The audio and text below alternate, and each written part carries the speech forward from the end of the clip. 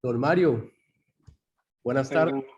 Perdonar el retraso, No pasa pero nada. la vida es un imprevisto. Falleció la madre de la prima de mi cuñada, que aunque parece lejano, ¿no? en parentesco, pero era una mujer cercana que vive en nuestro pueblo y hemos ido al tanatorio y volvíamos ya corriendo de estar un rato allí con ellos. Una mujer de 94 años, o sea que ya era mayor, pero bueno, una mujer creyente, muy fuerte y vamos un poco a despedirla más que y estar con la familia un ratito. Entonces, un día un poco de carrera. Sí, lo siento. ¿Por qué no empezamos orando y después Sí, pasamos el micrófono a Mario? Y explicamos un poquito la dinámica. Padre, muchas gracias por este tiempo con amigos, editores, escritores y también con Mario por su tiempo que nos presta para enseñarnos de su carrera, de su trayectoria. Te pedimos que podamos aprovechar al máximo este día y poderlo aplicar a nuestras diferentes áreas de trabajo. Pedimos por el día de Mario también, que ha sido complicado hoy, pero que le puedas dar sabiduría para seguir enseñándonos hoy. En el nombre de Jesús. Amén. Amén. Bueno, Pues Mario, ha sido, déjame dar una pequeña introducción porque hay nuevos. A los que no conocían a Mario Escobar es un escritor bestseller que ha sido publicado en muchísimos idiomas ya. Tuvimos hace una semana y media el primer taller con Mario y nos quedamos con el deseo de parte 2, ahora más dirigido a edición. Pero estuvo buenísimo y lo estoy grabando para que lo puedan utilizar ahí más adelante. La idea, Mario, es tener 1 hora y media de charla y después 30 minutos de preguntas y respuestas. Así que el tiempo es tuyo, gracias y aquí estamos. Bueno, como muchas gracias, Giancarlo, y a todos por estar aquí en esta mañana vuestra, tarde mía, casi mediodía vuestra. Primero porque es un privilegio tener esta oportunidad, ¿no? Ya me hubiera gustado, cuando era así más jovencito, pues tener este feedback con los editores y poder mostrarles el otro punto de vista, ¿no? Porque sabéis que en una relación, y los que estamos casados lo sabemos bien, siempre hay dos puntos de vista, ¿no? Y si solo conocemos uno y nos quedamos en uno, eso va a causar problemas, ¿no? Cuando somos capaces de empatizar con el otro, de ver cuál es su forma de ver las cosas, ¿no? Pues nos ayuda a crear puentes y no poner barreras. Además, hoy ha sido un día muy completo porque tomé un aperitivo con mi agente Alicia y ella tiene una experiencia de 30 años, ¿no? En el mundo editorial.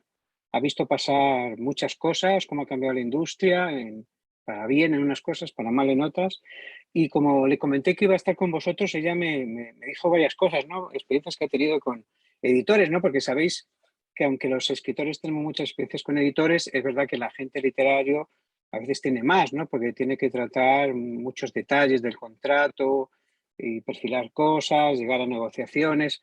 La parte yo creo que así más complicada, aunque normalmente somos muy razonables todos y se hace fácil, pero tiene su momento, ¿no? La decisión de cambiar editorial, ¿no?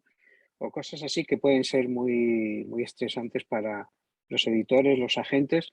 Entonces os contaré también algunas de las cosas que ella me ha comentado hoy, de las anécdotas que le han pasado en su larga trayectoria, pero quería un poco, como decía Giancarlo, vamos a centrar, son y 9, vamos a intentar la hora y media primera hablar de este mundo del editor, pero luego en las preguntas, si os parece bien, también pues si queda alguna pregunta en el tintero de escritores se podría hacer y luego sobre todo la de editores, que para eso estamos aquí hoy.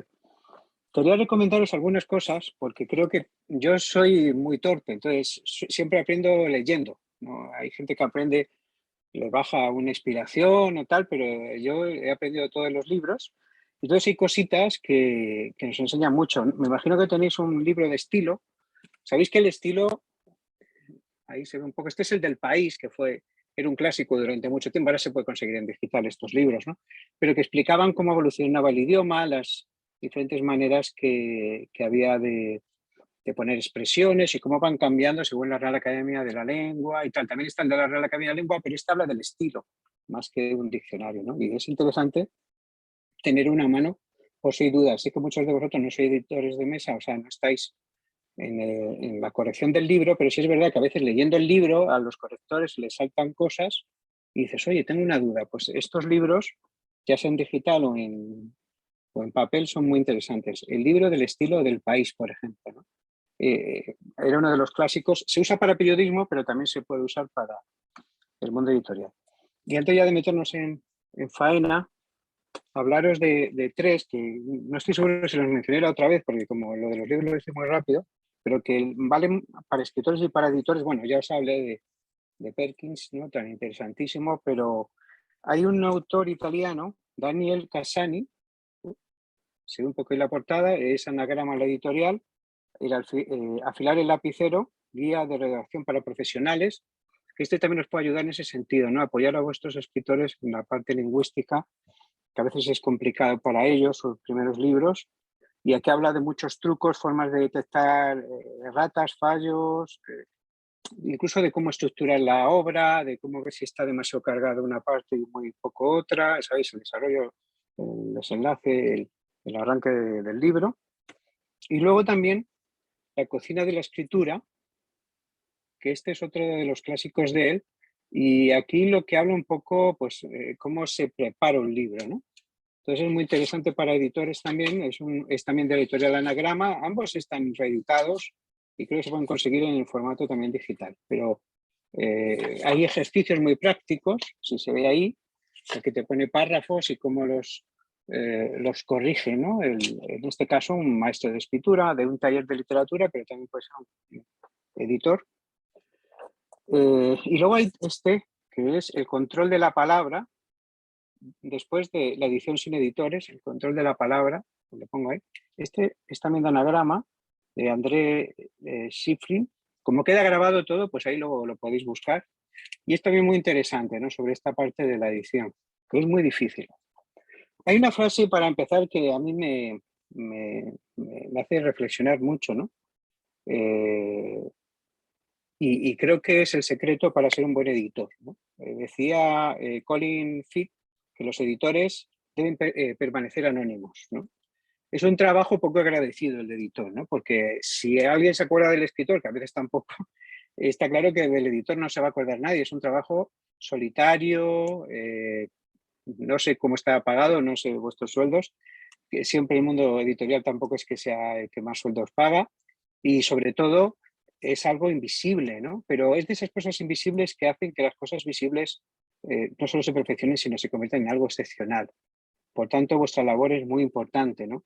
Y por eso animaros a saber potenciar al escritor hasta el punto de que llega a su máximo exponente de lo que puede ser, pero al mismo tiempo no intentar imponerle tu estilo, tu forma de hacer las cosas, tu forma de trabajar, no intentar moverle hacia una temática en la que se siente incómodo. Voy a poner, para empezar, un ejemplo que me pasó a mí, ¿no? Acababan de irme bien con varias novelas, ya sabéis, de Segunda Guerra Mundial y tal, y apareció un editor nuevo en la editorial en la que estaba en ese momento. Y yo no sé, porque a veces pasa, ¿no? Cuando alguien entra nuevo tiene muchas ideas, quiere cambiar cosas y se puede entender, ¿no? Porque hay como una disposición a pensar que, bueno, hasta ahora se han hecho las cosas mal o no como yo creo y voy a poner mi impronta, ¿no? Y llegó, estábamos en México, en la Feria de Guadalajara, además, no se me olvida, tomando un café, me lo presentaron y en ese momento me soltaron, mira, este hombre, quiero explicarte, y me dijo, no, yo quiero que hagas biografías sobre personajes de Latinoamérica y tal. Yo dije, no, yo estoy haciendo novela. No, pero es esto lo que tienes que hacer, tal, porque es que es lo que mejor va a ir, porque está comprobado editorialmente que lo que mejor vende son las biografías. Yo estaba un poco frustrado, pero porque, claro, había 2, 3 novelas con muy buen resultado y no entendía ese giro, ¿no? Y dije, bueno, yo como soy una persona bastante, bueno, me lo tomo todo en consideración, pienso que no lo sé todo y que a lo mejor puede haber cosas que no veo en ese momento. Me paré a pensar en biografías, estuve unas semanas trabajando y además luego le mandé incluso algunas propuestas, pero yo en ese momento cuando volví, en ese momento y luego cuando volví a Madrid, después de unos días en la feria, pensé, no me está aconsejando bien, porque está intentando forzarme algo que yo no hago y encima algo que no veo necesario, ¿no? Porque si los libros estuvieran en caída, no se vendieran, lo entendería más, ¿no? Pues vamos a buscar otro estilo, otro registro, otro nicho de mercado, pero si todo va bien, porque vamos a cambiar la fórmula, entre comillas, ¿no?, del éxito por un riesgo que no nos dice que vaya a ir mejor, ¿no? Este mismo hombre le dijo a otra escritora, no, y tú tienes que hacer un libro sobre momentos de la historia. Ella hacía novela romántica muy enfocada sobre todo a jóvenes adolescentes y jóvenes en sus primeras relaciones. Le ha ido muy bien con un par de novelas en este género. No, tienes que hacer biografías históricas. Está un poco obsesionado con las biografías, como veréis, como mini biografías noveladas de la historia de América Latina.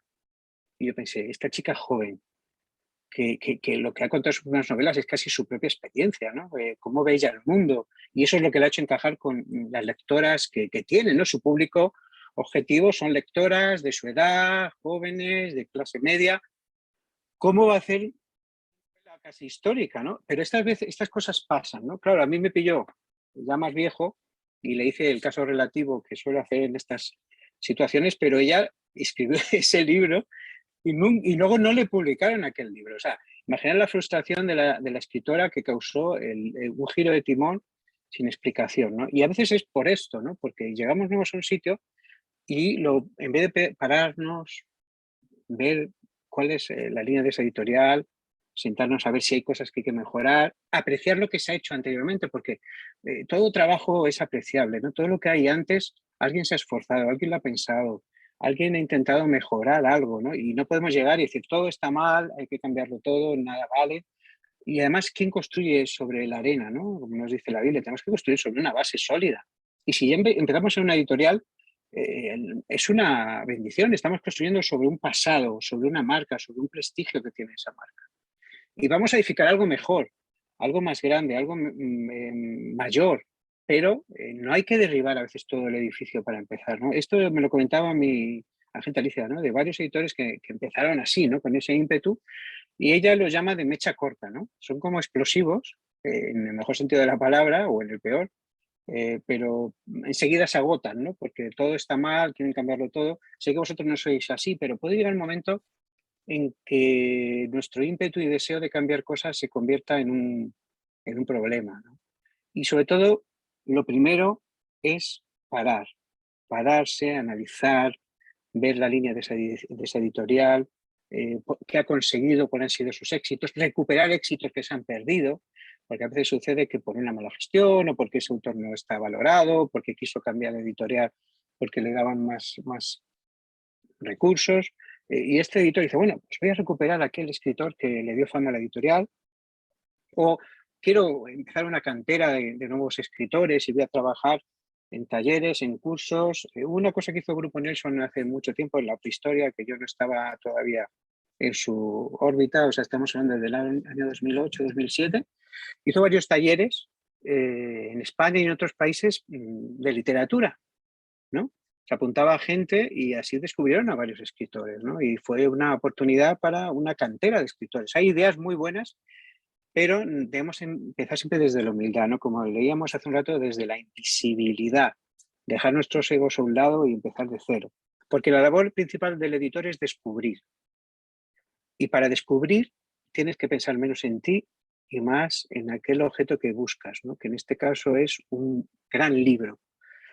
Tienes que tener una intencionalidad y buscar en cada segundo, en cada momento, donde miras, qué escritor está a punto, ¿no?, de dar ese salto a tener un libro exitoso, qué tema está empezando a ser pujante y tú quieres subirte ahí, o si eres un gran editor, qué tema vas a empezar tú que los demás te van a seguir. Si estás empezando es mejor que no te arriesgues a tanto, sino que digas, bueno, ¿hacia dónde va el mundo editorial, mi sector, en este caso, por ejemplo, el libro cristiano? En vez de dar un giro gigantesco, vamos a ponernos en su línea y luego veremos si hay cosas que cambiar, si hay cosas que perfeccionar, ¿no? Sobre el libro cristiano puede haber muchas críticas, ¿no? Y vosotros conoceréis casi todas, ¿no?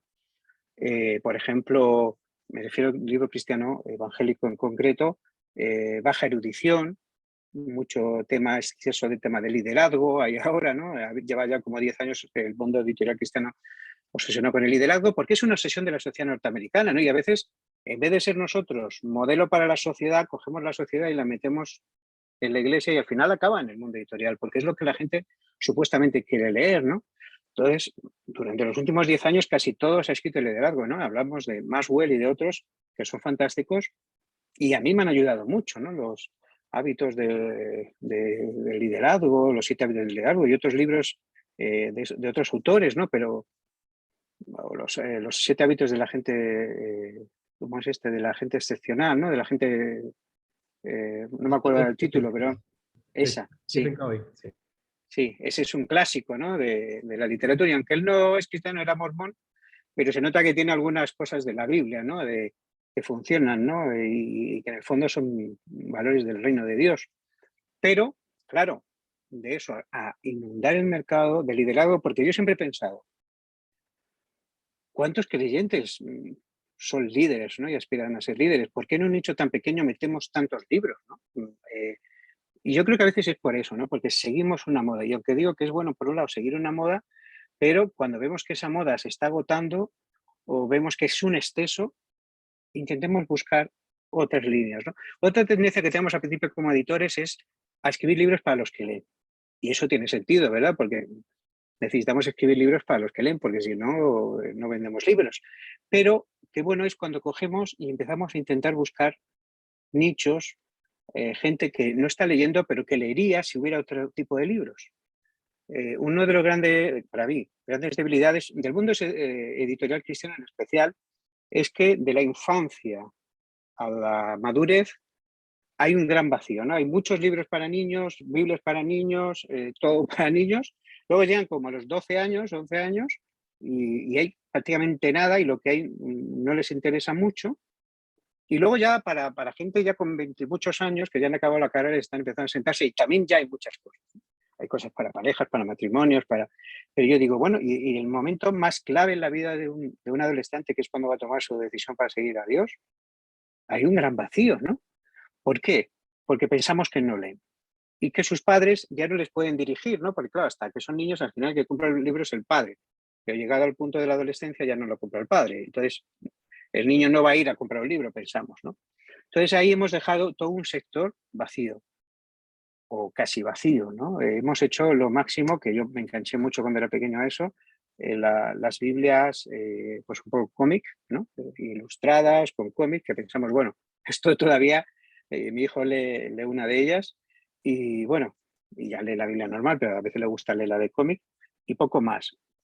No podemos solo editar para los que creemos que leen ya.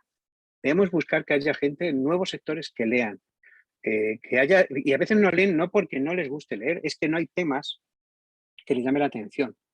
Otra de las cosas que está pasando es muchos de los libros están enfocados a las mujeres, porque las mujeres leen más. Y como leen más, no solo en cantidad, sino en número de mujeres, o sea, leen muchos libros, muchas mujeres, cada vez hay menos temas para hombres. Hasta el punto de que si vas a una librería cristiana vas a encontrar muchísimos temas que tienen que ver con la mujer, ¿no? Y en cambio muy pocos con el hombre, ¿no? Pasa también cuando vas a algunas tiendas de ropa, ¿no? Que para encontrar algo para el hombre, además todos nos ponen lo mismo siempre, ¿no? Todos los mismos colores y prácticamente no evolucionó la ropa de hombre desde hace 200 años, ¿no? Pues un poco pasa la literatura igual, ¿no? Es como si el mundo editorial hubiera renunciado a ciertos sectores, ¿no? Hubiera dicho, el hombre está buscando su porvenir y triunfar y no tiene tiempo para leer. El joven está en ese momento desorientado, no sabe lo que quiere y yo tampoco lo sé. Y en cambio, el mundo secular lo tiene claro. Sabe que enganchar con ciertos valores y temas a los adolescentes es fundamental. Y si os habéis fijado, en muchos de los lobbies primero fueron a por el sector adolescente, porque sabían que era una manera fácil de cambiar la mentalidad y luego han ido ya por el sector infantil, ¿no? Porque saben que si lo hacen antes incluso va a ser más fácil. Quiero decir, otros están capturando la mente de nuestros adolescentes y jóvenes, ¿no? Y hay muchas maneras creativas de hacerlo, ¿no? Entonces, la primera labor del editor es descubrir no solo escritores, sino nuevas líneas de trabajo, campos que por los que otro no ha pasado, para poder abrir esos caminos nuevos y ser atrevidos. Os lo decía, es una mezcla entre prudencia ver hacia dónde ha ido esa editorial, la línea que ha tenido, pero al mismo tiempo abrir nuevos caminos, ¿no? Y hay muchas oportunidades ahora además con el mundo digital, que parece que es un enemigo, que lo es, pero también es un aliado de contenidos que podemos enriquecer los libros, ¿no? Y luego el tercer campo de batalla en el mundo cristiano, bajo mi punto de vista, estoy hablando del libro en español, es la ficción. Creo que en la ficción hay una gran confusión. La primera es que hay una semántica, ¿no?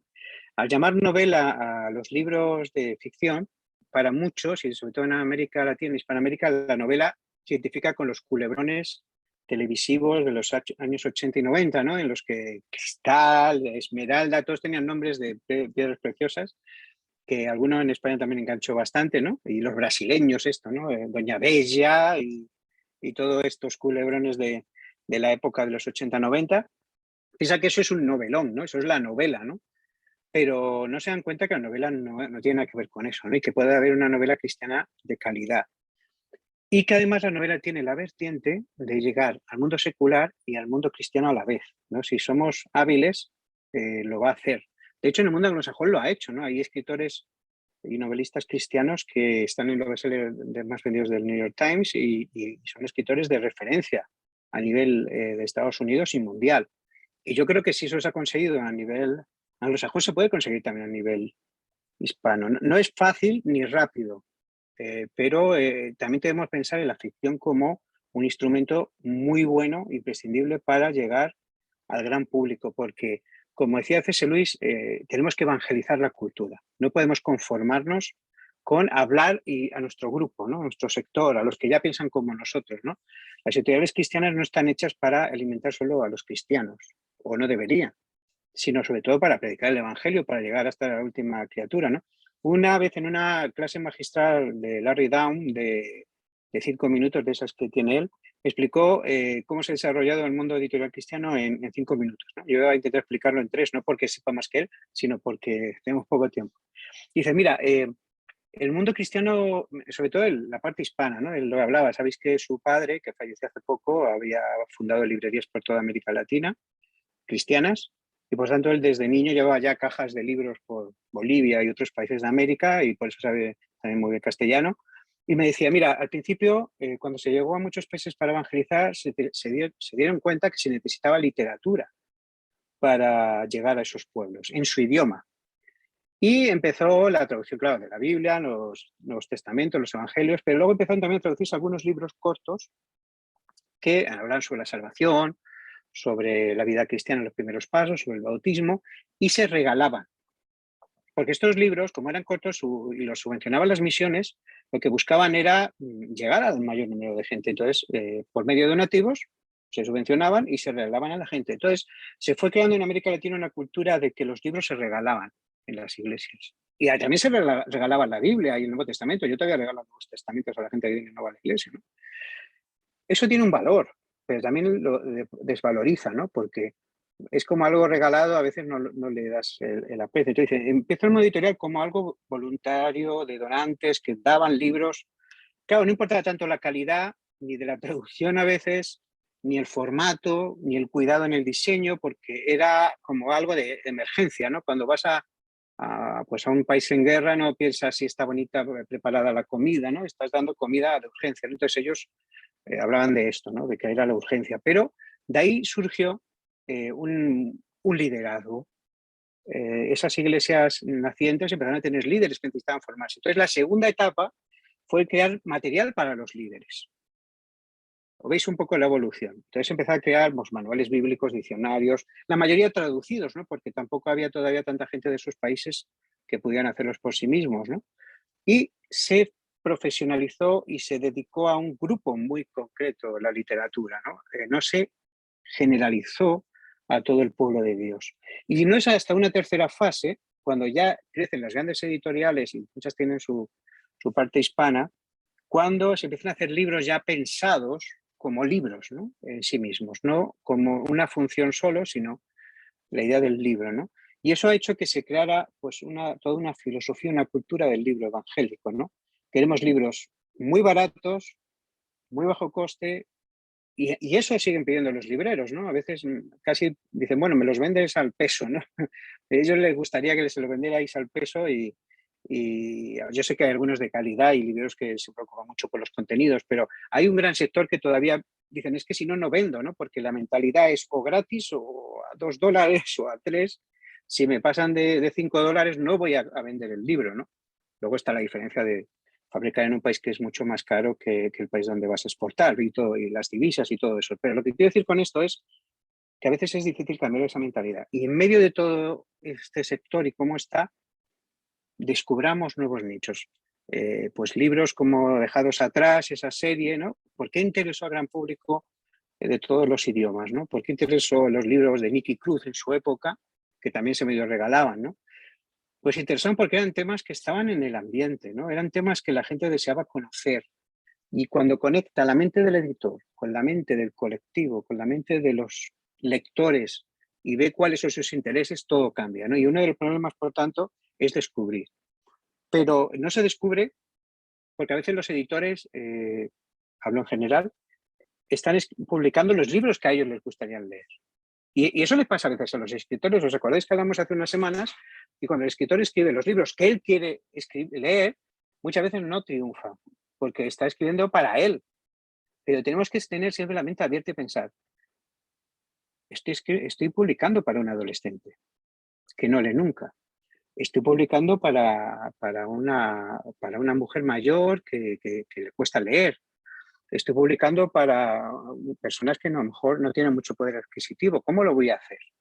¿Cómo puedo conseguir que toda esa gente lea, ¿no? Y además en eso estamos aumentando el nivel cultural de los países, ya no solo espiritual, y en el fondo mejorando esa sociedad, ¿no? Yo creo que el libro es un regenerador de países enteros, ¿no? Ojalá, en vez de mandar tantas ayudas que se van en la corrupción por todos lados, se mandaran libros, ¿no? Y la gente empezara a leer y se abrieran bibliotecas y las editoriales tuvieran esa política, ¿no? De vamos a invertir, ¿no? Vamos a sembrar semillas. Vamos a las iglesias rurales pobres, a lo mejor se hace, hay cosas que no sé. Sé que se donan a veces libros y Biblias y cosas, ¿no? Pero como algo sistemático, ¿no? ¿Por qué? Porque estamos sembrando ahí para crear lectores para mañana. Si estamos haciendo una biblioteca en una zona rural, en una zona pobre, estamos creando lectores para mañana.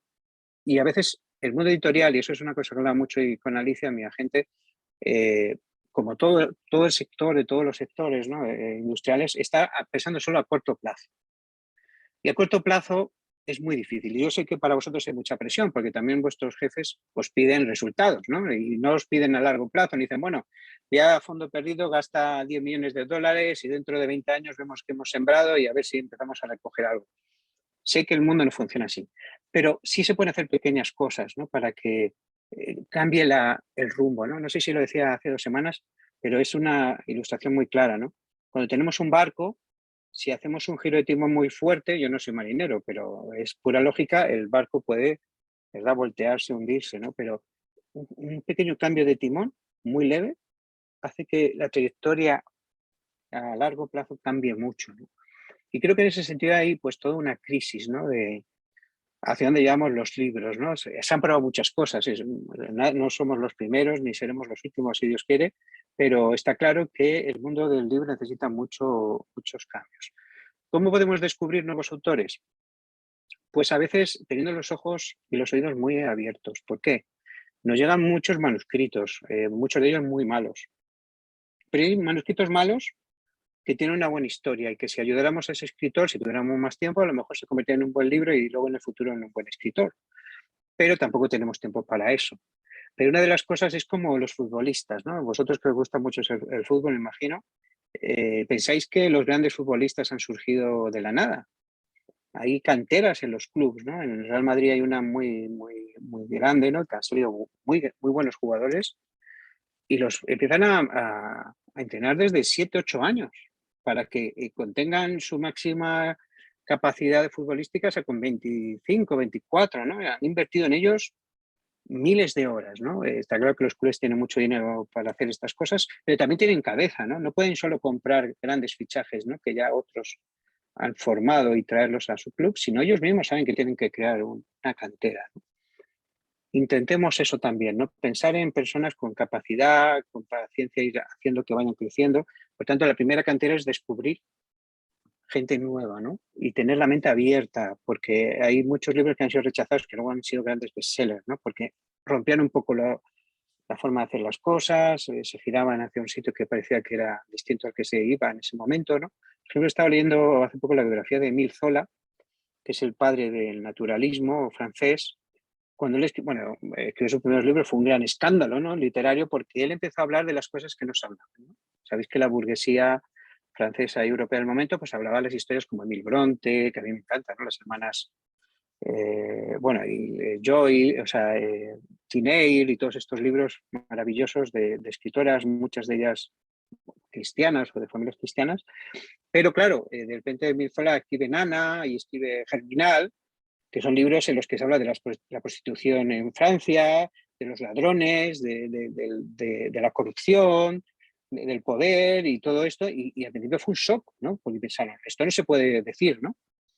Pero en cambio al final cambiaron la forma de escribir de su generación. A veces tenemos que arriesgar en ese sentido, ¿no? Porque yo, por ejemplo, a veces no entiendo la música que le gusta a mi hijo, os lo aseguro.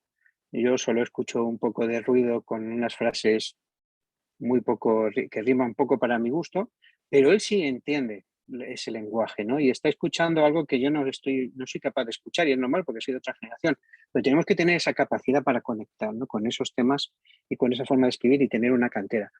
Luego la otra es observar lo que están haciendo otros, ¿no? Yo he conocido editores, sé que vosotros no sois así, que no ven lo que hacen los demás.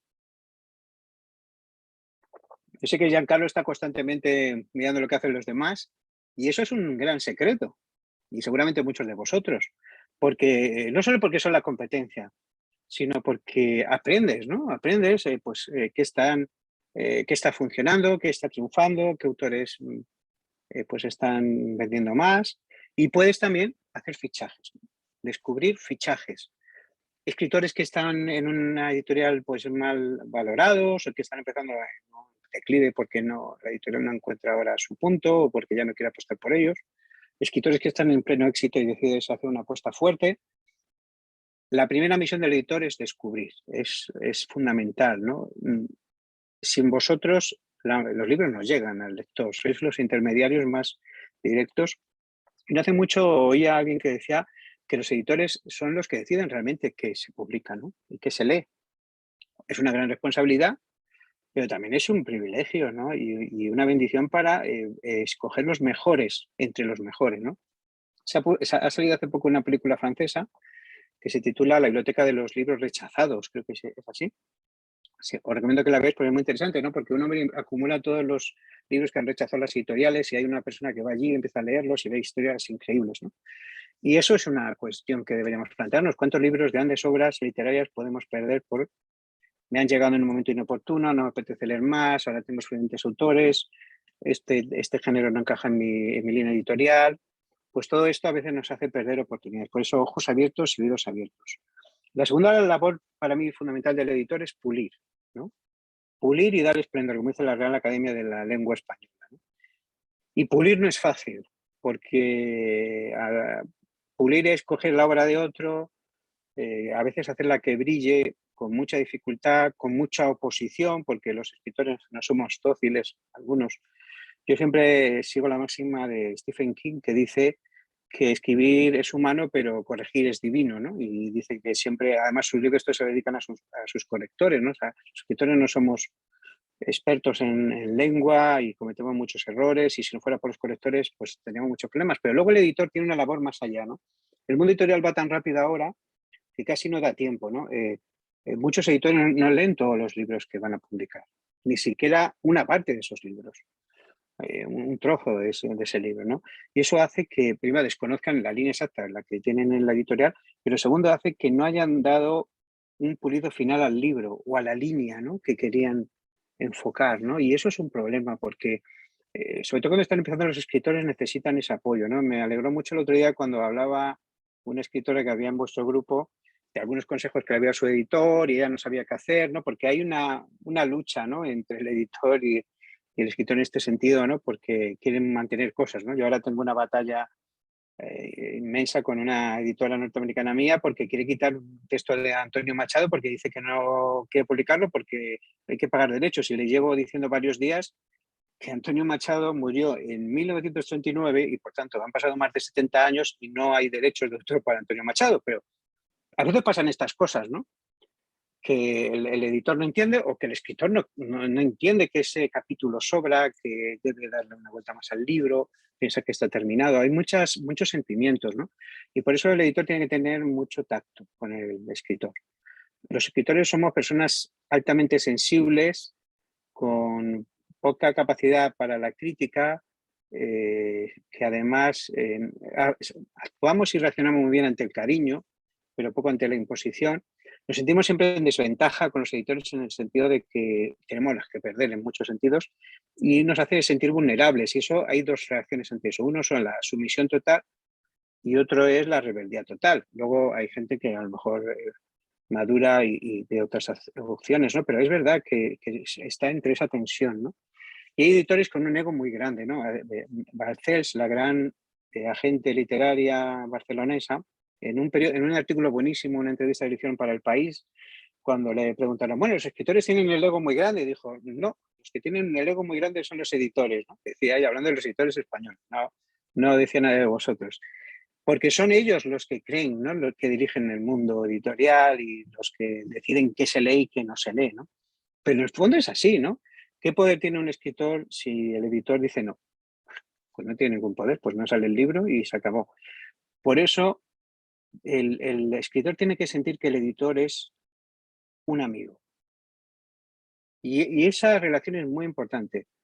Si no somos amigos de nuestros escritores, el escritor no va a reaccionar bien. Y encima va a sentir que quieres pues, manipular su obra, convertir en una cosa que él no quiere. Tiene que haber un vínculo de relación y eso es muy importante y es algo que también se ha perdido en esta época, ¿no?, de locura. Yo he tenido muy poco contacto con mis editores, con algunos mucho y muy intenso, pero con otros poco, y os aseguro que siempre cuando ha habido ese contacto personal, las cosas cambian. ¿Por qué? Porque hablamos de corazón a corazón, ¿no? No es algo del negocio solo, ¿no? Y sentimos que están pensando en ti, ¿no? No solo estás pensando en el negocio, en la editorial, estás pensando en mí como persona, ¿no? Y por eso es importante que haya esa relación, porque si queremos pulir la obra de alguien, primero tenemos que conquistar su corazón. Imaginarlo como una historia de amor, cuando conquistasteis a vuestra pareja, y si no se os da bien esto, pues imaginaros cuando conquistasteis a vuestra mascota, lo que queráis, pero tenéis que conquistar a vuestros escritores, que se enamoren de vosotros y tratarlos con cariño, con amor, con respeto, porque al final yo siempre lo digo y nadie me escucha, pero bueno, por eso no voy a dejar de decirlo. El alma y el corazón del mundo editorial son los escritores. Si los escritores no habría nada. Pero son normalmente los peores tratados, ¿no? Y me gustó una cosa que descubrí precisamente en Estados Unidos, que me dijo una publisher que me llevaba a varias charlas, conferencias, y es el cuidado del talento. Hay que cuidar el talento. El talento es algo tan excepcional que como no lo cuidemos, la gente que lo tiene lo pierde porque se cansa, se frustra, deja de escribir y la que no lo tiene, pues no lo va a sacar nunca. Entonces, estamos a lo mejor dando alas a gente que no merece y en cambio a gente que podría dar mucho talento le estamos acortando. Ese pulir es no solo una cuestión semántica, ¿no?, morfológica, gramatical, sino que el escritor entienda también su esencia. Cuando tú llegas a comprender la obra como editor tan bien o casi tan bien como el escritor, le puedes comunicar muchas cosas, ¿no? A mí hay una cosa que me dijo hace poco una muy buena editora que tengo, me dijo, le di a elegir entre dos historias, ¿no? Me gusta hacer eso. Hay escritores que tienen la historia de su vida en la cabeza, pero yo soy de los que piensa que no hay nada ahí cerrado y que a veces hay dos historias y las dos pueden ir muy bien. Pero me gustó lo que me dijo de una de ellas. Dijo, mira, cuando me las has presentado, ya notaba de cuál estabas enamorado más. Y lo segundo es que la segunda historia que me has contado eres tú. La tienes que contar tú. Nadie más que tú puede contar esa historia, ¿no? Imaginaros la relación con esa editora, ¿no? Para que ella entienda. Estaba pensando en marketing, seguramente también pensaba en marketing y pensaba en mercado y pensaba. Pero en ese momento estaba pensando en el escritor. Si ese escritor estaba a gusto escribiendo esa novela y ya ha hecho 2 novelas parecidas, sabe ya cuál es su estilo, ¿no? Y lo va a potenciar, no le va a, como hablábamos antes en el ejemplo que hablábamos, ¿no? A coartarle, a intentar meterle por un carril porque todo el mundo va por ese carril, ¿no? Sino va a potenciar lo bueno que tiene, ¿no? Y va a sacar lo mejor que tiene. Y eso es un regalo, ¿no? Y por eso ese pulir es mucho más que, que simplemente corregir, ¿no? Es cuidar a la persona, cuidar sus emociones. Hubo otro detalle muy bonito, yo os hablo del corazón, ¿eh? Luego diréis, ¿eh? Yo lo cuento todo y se queda grabado, ¿no? Me pusieron una mala crítica en una revista muy importante norteamericana de mi novela que sale dentro de poco, El Maestro, ¿no? Pero muy mala. Y yo pensé, estos puñeteros cuando me ponen críticas buenas no me las ponen muy buenas, pero para malas sí saben hacerlo, ¿no? Pusieron incluso sobre El Maestro que era una obra muy lenta, muy pesada y que los amantes de mis libros deberían esperar al siguiente libro para poder leer algo bueno. O sea, peor crítica no pudo ser. Luego, primero me dio el shock, ¿no? De escritor y dije, pero ¿cómo me hacen esto a 2 meses de salir la novela? Me frustré, la había visto yo muy pronto porque tengo la mala costumbre de buscar todo. Me quedé muy en shock, ¿no? Y mi mujer me dijo, bueno, no pasa nada. Bueno, mi mujer siempre me anima en estas cosas. Luego al poco pensé, bueno, que una de las revistas más importantes de libros de los Estados Unidos en inglés te haga una, aunque sea mala crítica, ya es algo, ¿no? Ya es que, porque si no vale nada tu libro ni lo leen, ¿no? O sea, que ya intenté coger la parte positiva, pero aún así seguía bastante afectado, ¿no? Entonces mi editora y la mujer, la directora de marketing, me escribieron cuando a ellas les llegó la noticia y me dijeron, Mario, no te preocupes, a veces expertos dicen estas cosas, no tiene nada que ver con el público, ya verás cómo la novela va a ir muy bien. Y me escribieron solo para animarme, ¿no? Y por si yo había visto la crítica, decirme, no pasa nada, ¿no? Estamos contigo, no nos afecta esta crítica para nuestra opinión sobre tus libros. Y luego, poco tiempo después, una muy buena revista norteamericana ha puesto una gran crítica sobre esta misma novela y me la han mandado. Mira, ¿has visto? Otra ha dicho, en cambio, ¿veis eso, no? Es una relación. Y es una relación de amor, ¿no? Y compartir las cosas, ¿no? Otro problema que veo a veces es que no se comparten, ¿no? Cada vez más se comparten, pero antiguamente el escritor ni opinaba en la portada, ni opinaba en nada, era todo programado y yo creo que eso es muy importante, ¿no? Si el escritor no se siente muy parte del libro, va a haber problemas, ¿no? Otra cosa para mí muy importante es la carrera. Que esto como cristianos nos suena, ¿no? A lo de Pablo, pero como editores a veces hay poca carrera, ¿no? Hacer política de autor.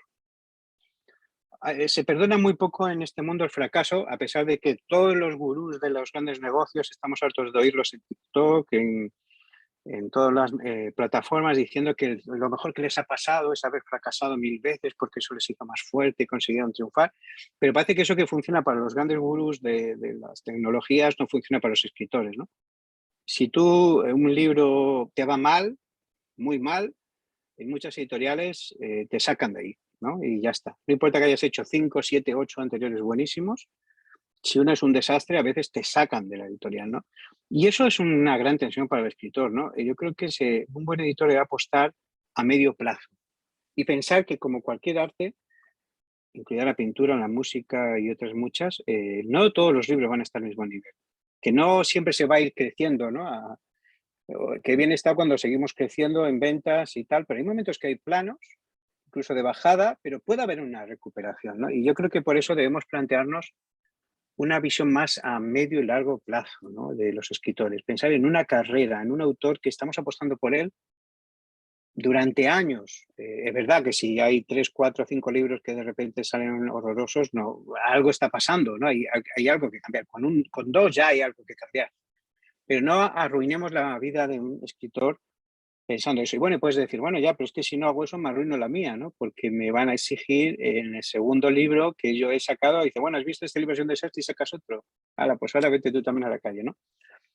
Pero si tú crees en ese autor, lo que le vas a ayudar para que ese segundo libro no pase eso. Y aún puede que no llegue a recuperar todo lo que ha perdido y recupere parte, pero tenemos que mantener una relación a largo plazo, ¿no? Sabéis que las relaciones esporádicas, pues así va el mundo, ¿no? estos que por las plataformas quedan una noche para irse juntos a la cama, pues lo que crean es personas vacías, llenas de sentimientos encontrados, que se sienten utilizadas y que no conocen lo que es el verdadero amor, ¿no? Nosotros como editores y escritores tenemos que tener una relación a medio plazo, ¿no? Para conocernos y tenemos que pasar tiempo juntos, que es algo que no se hace mucho tampoco, ¿no? Pasar tiempo con tus escritores, ¿no? Una cosa que sé que es el archienemigo, que es Amazon, ¿no? Pero Amazon, cuando vino a España, Amazon sabéis cómo es, ¿no? Siempre viene muy cariñoso, te conquista, y cuando ya te ha conquistado y te ha robado el alma, el corazón y el bolsillo, entonces ya te tira a la basura, ¿no? Es, bueno, como hace todas las grandes empresas del mundo, ¿no? No es muy diferente, ¿no? Entonces, pero al principio cuando llegaron a España para escritores de autopublicación, nos invitaban a comer, con editores de ellos, había una relación, podías llamarles. Bueno, esto era, yo decía, wow, esto es increíble. Luego ya quitaron todo y ya no, es imposible, ¿no? Conectar con los de Amazon ahora mismo. Tienes que hacerlo a través de una plataforma. O sea, ¿qué quiero decir con esto? Parecía que querían una relación, no querían carnaza para sacar libros y una vez que ya tuvieran el mercado, pues ya verían qué hacían, ¿no? Algunos los potencian, otros se los quedan, luego ellos buscan. Yo sigo publicando en Amazon, por eso puedo hablar de ellos y además tengo buena relación con ellos, pero es lo que han hecho, ¿no? Lo que quiero decir con esto es que tenemos que tener una relación personal. Está muy bien que la gente tenga muy buena relación con los editores y eso está muy bien y además los agentes hacen en ese sentido muy buen trabajo, pero el escritor tiene también que tener una relación con el editor. Porque la relación del escritor-editor no es una relación comercial. Están los dos, y si no es así, mal, vamos, ilusionados, enamorados de la misma historia, ¿no? Y si los dos no lo están y lo comparten, algo no está funcionando. Por tanto, es una carrera. Estamos potenciando la carrera de escritores y la nuestra como editores. Si solo estamos pensando en cómo voy a dar el salto a una editorial más grande para ganar más dinero o una posición más grande, y pensamos en nuestra carrera, no somos buenos editores. Creo que sobre todo tenemos que pensar en la carrera conjunta que hago con los escritores con los que yo he empezado, con los que son mis amigos. No hay que confundir amistad con negocio, ¿no? No son tus amigos y por eso les publicas, sino son escritores que se han convertido en tus amigos y los publicas porque son buenos escritores, pero también son tus amigos, ¿no? Y en ese punto hay una gran conexión que va a permitir que las cosas mejoren mucho, que el escritor acepte. Y es porque ven una carrera, no es una cosa a corto plazo, no es en cuanto llegue un jovencito o otro estilo, mira, te voy a desechar porque este vende 20.000 más, 5.000 más y ya no me interesa, ¿no? Porque cojo al pastor de moda, que ahora está más en las redes, porque en YouTube tiene un buen canal, lo publico, cuando deje de estar de moda, pues busco y doy otro salto por otro, ¿no? O cosas así. Eso en el mundo cristiano es muy común, ¿no? Es el libro del pastor fulano, de su mujer, de sus hijos. Dentro de poco será de un primo carnal tercero que por las noches con él a veces toma café y entonces pondrás en el libro el primo carnal tercero de más Lucado, por ejemplo, de Luna, Cash Luna, ¿no? Que me gusta más el nombre. Cash Luna ha escrito un libro porque un día cenó con su primo en Miami. Y bueno, es una referencia, ¿no? A lo mejor eso lo hace con el libro, ¿no? Pero normalmente no es así, ¿no? Busquemos escritores. Es verdad que hay escritores que no son profesionales, pero tienen una historia que contar, alguien lo va a escribir por ellos porque les va a ayudar a escribir y puede ser interesante tener su biografía o sus experiencias, ¿no? Pero lo que quiero decir con esto es que pensemos en los escritores de verdad, ¿no? E intentemos potenciarles. Está muy de moda coger gente de los medios, ¿no? Gente famosilla y ponerlos también a vender libros, porque al fin y al cabo parece que es más fácil el marketing, ¿no? Aunque yo tengo mis dudas, que sí, algunos libros vendes, ¿no? Por salir en la televisión, en la radio y todo esto, pero si sales en un noticiero, ¿no? Como dicen allí, y escribes una novela, no tiene por qué vender mucho más libros, ¿no? En España, lo digo porque en España está pasando en la moda secular mucho. Busquemos gente y hagamos una carrera con ellos. ¿Y qué debemos hacer, por tanto, con esa carrera? Ya hemos dicho acompañar. Otra de las cosas que yo veo es que en el mundo editorial los editores no están muy atentos, no digo, siempre hablo generalizando, ¿no? Hay excepciones al libro electrónico y al audiolibro, ¿no? lo ven como... Está cambiando en algunos sitios. Por ejemplo, yo sé que en España está cambiando un poco, ¿no?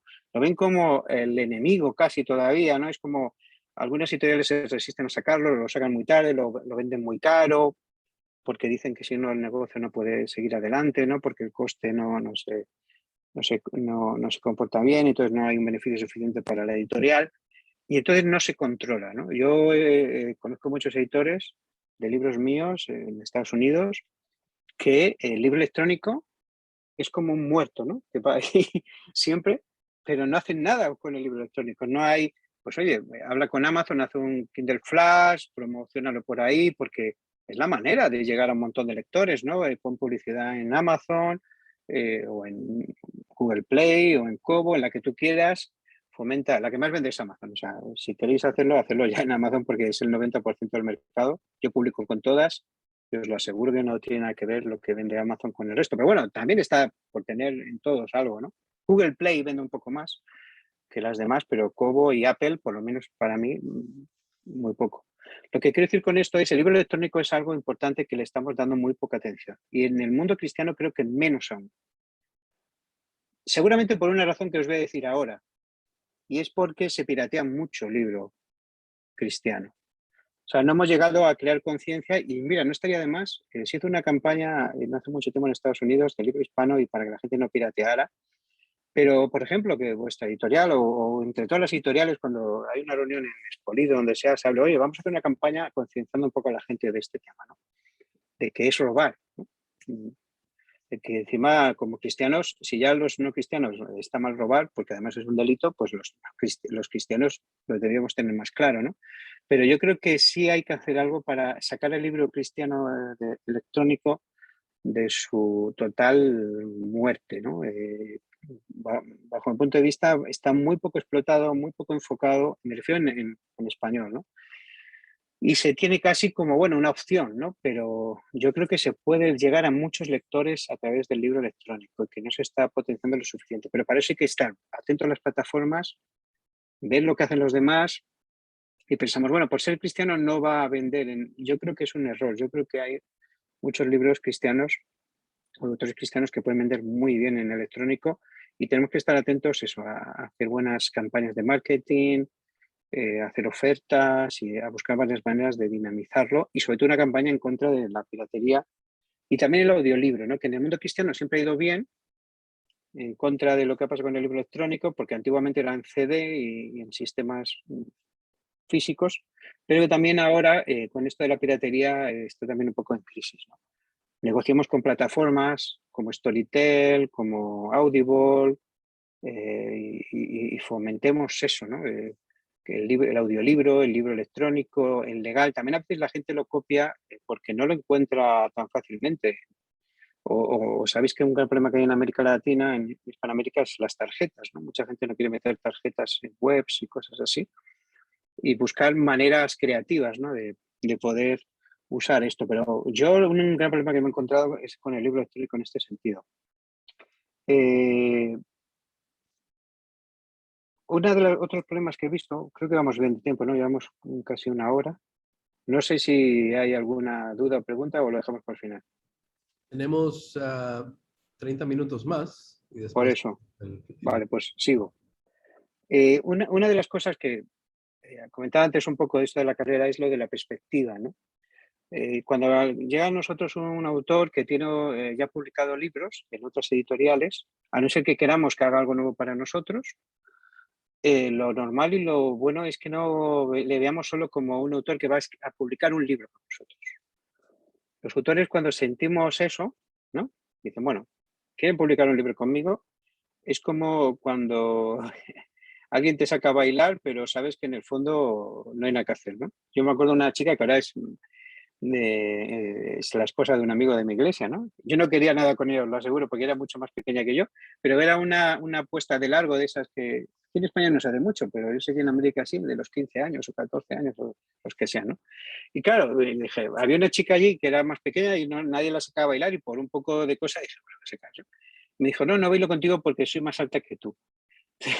Fue doblemente humillante, ¿no? Solo me hubiera faltado que me hubiera dicho porque además eres más viejo que yo, ¿no? Pero bueno, Lo que quiero decir con eso es que tenemos esa sensación los escritores, ¿no? Cuando se acerca a alguien solo para una relación corta, ¿no? Esporádica y con poca perspectiva de futuro, ¿no?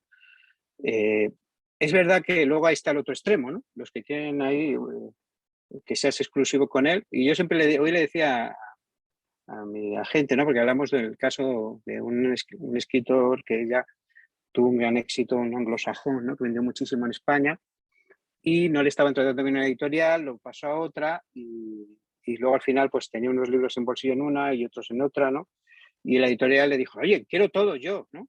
Y yo le hablaba, ¿no? Digo, la exclusividad es cara, ¿no? Si un escritor vende mucho, quiere exclusividad, pues tendrás que pagarla, ¿no? Porque para que ese escritor se dedique solo a ti y a tu editorial, pues a lo mejor tiene que renunciar a proyectos, o sea, algo económico, ¿no? Que para él es importante y además quiere una cierta seguridad de que no va a ser algo, lo dejo todo, voy contigo y luego en un libro me abandonas, ¿no? Un poco.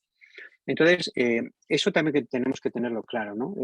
Con escritores, esto más no los nuevos fichajes, sino o sea, la cantera, sino esas escritores que queremos atraer, ¿no?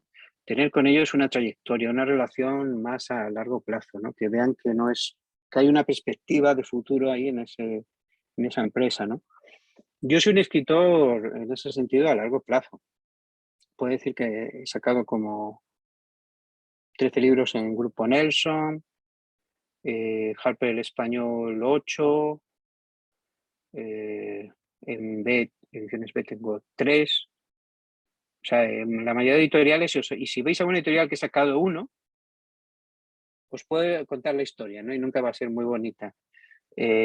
Porque normalmente es porque o las expectativas de esos editores estaban equivocadas, ¿no? Porque algunos piensan, bueno, como este autor vende, pues no hago nada. No hago marketing, no hago promoción, no hago publicidad y va a vender porque se llama fulano de tal y ya va a vender, ¿no?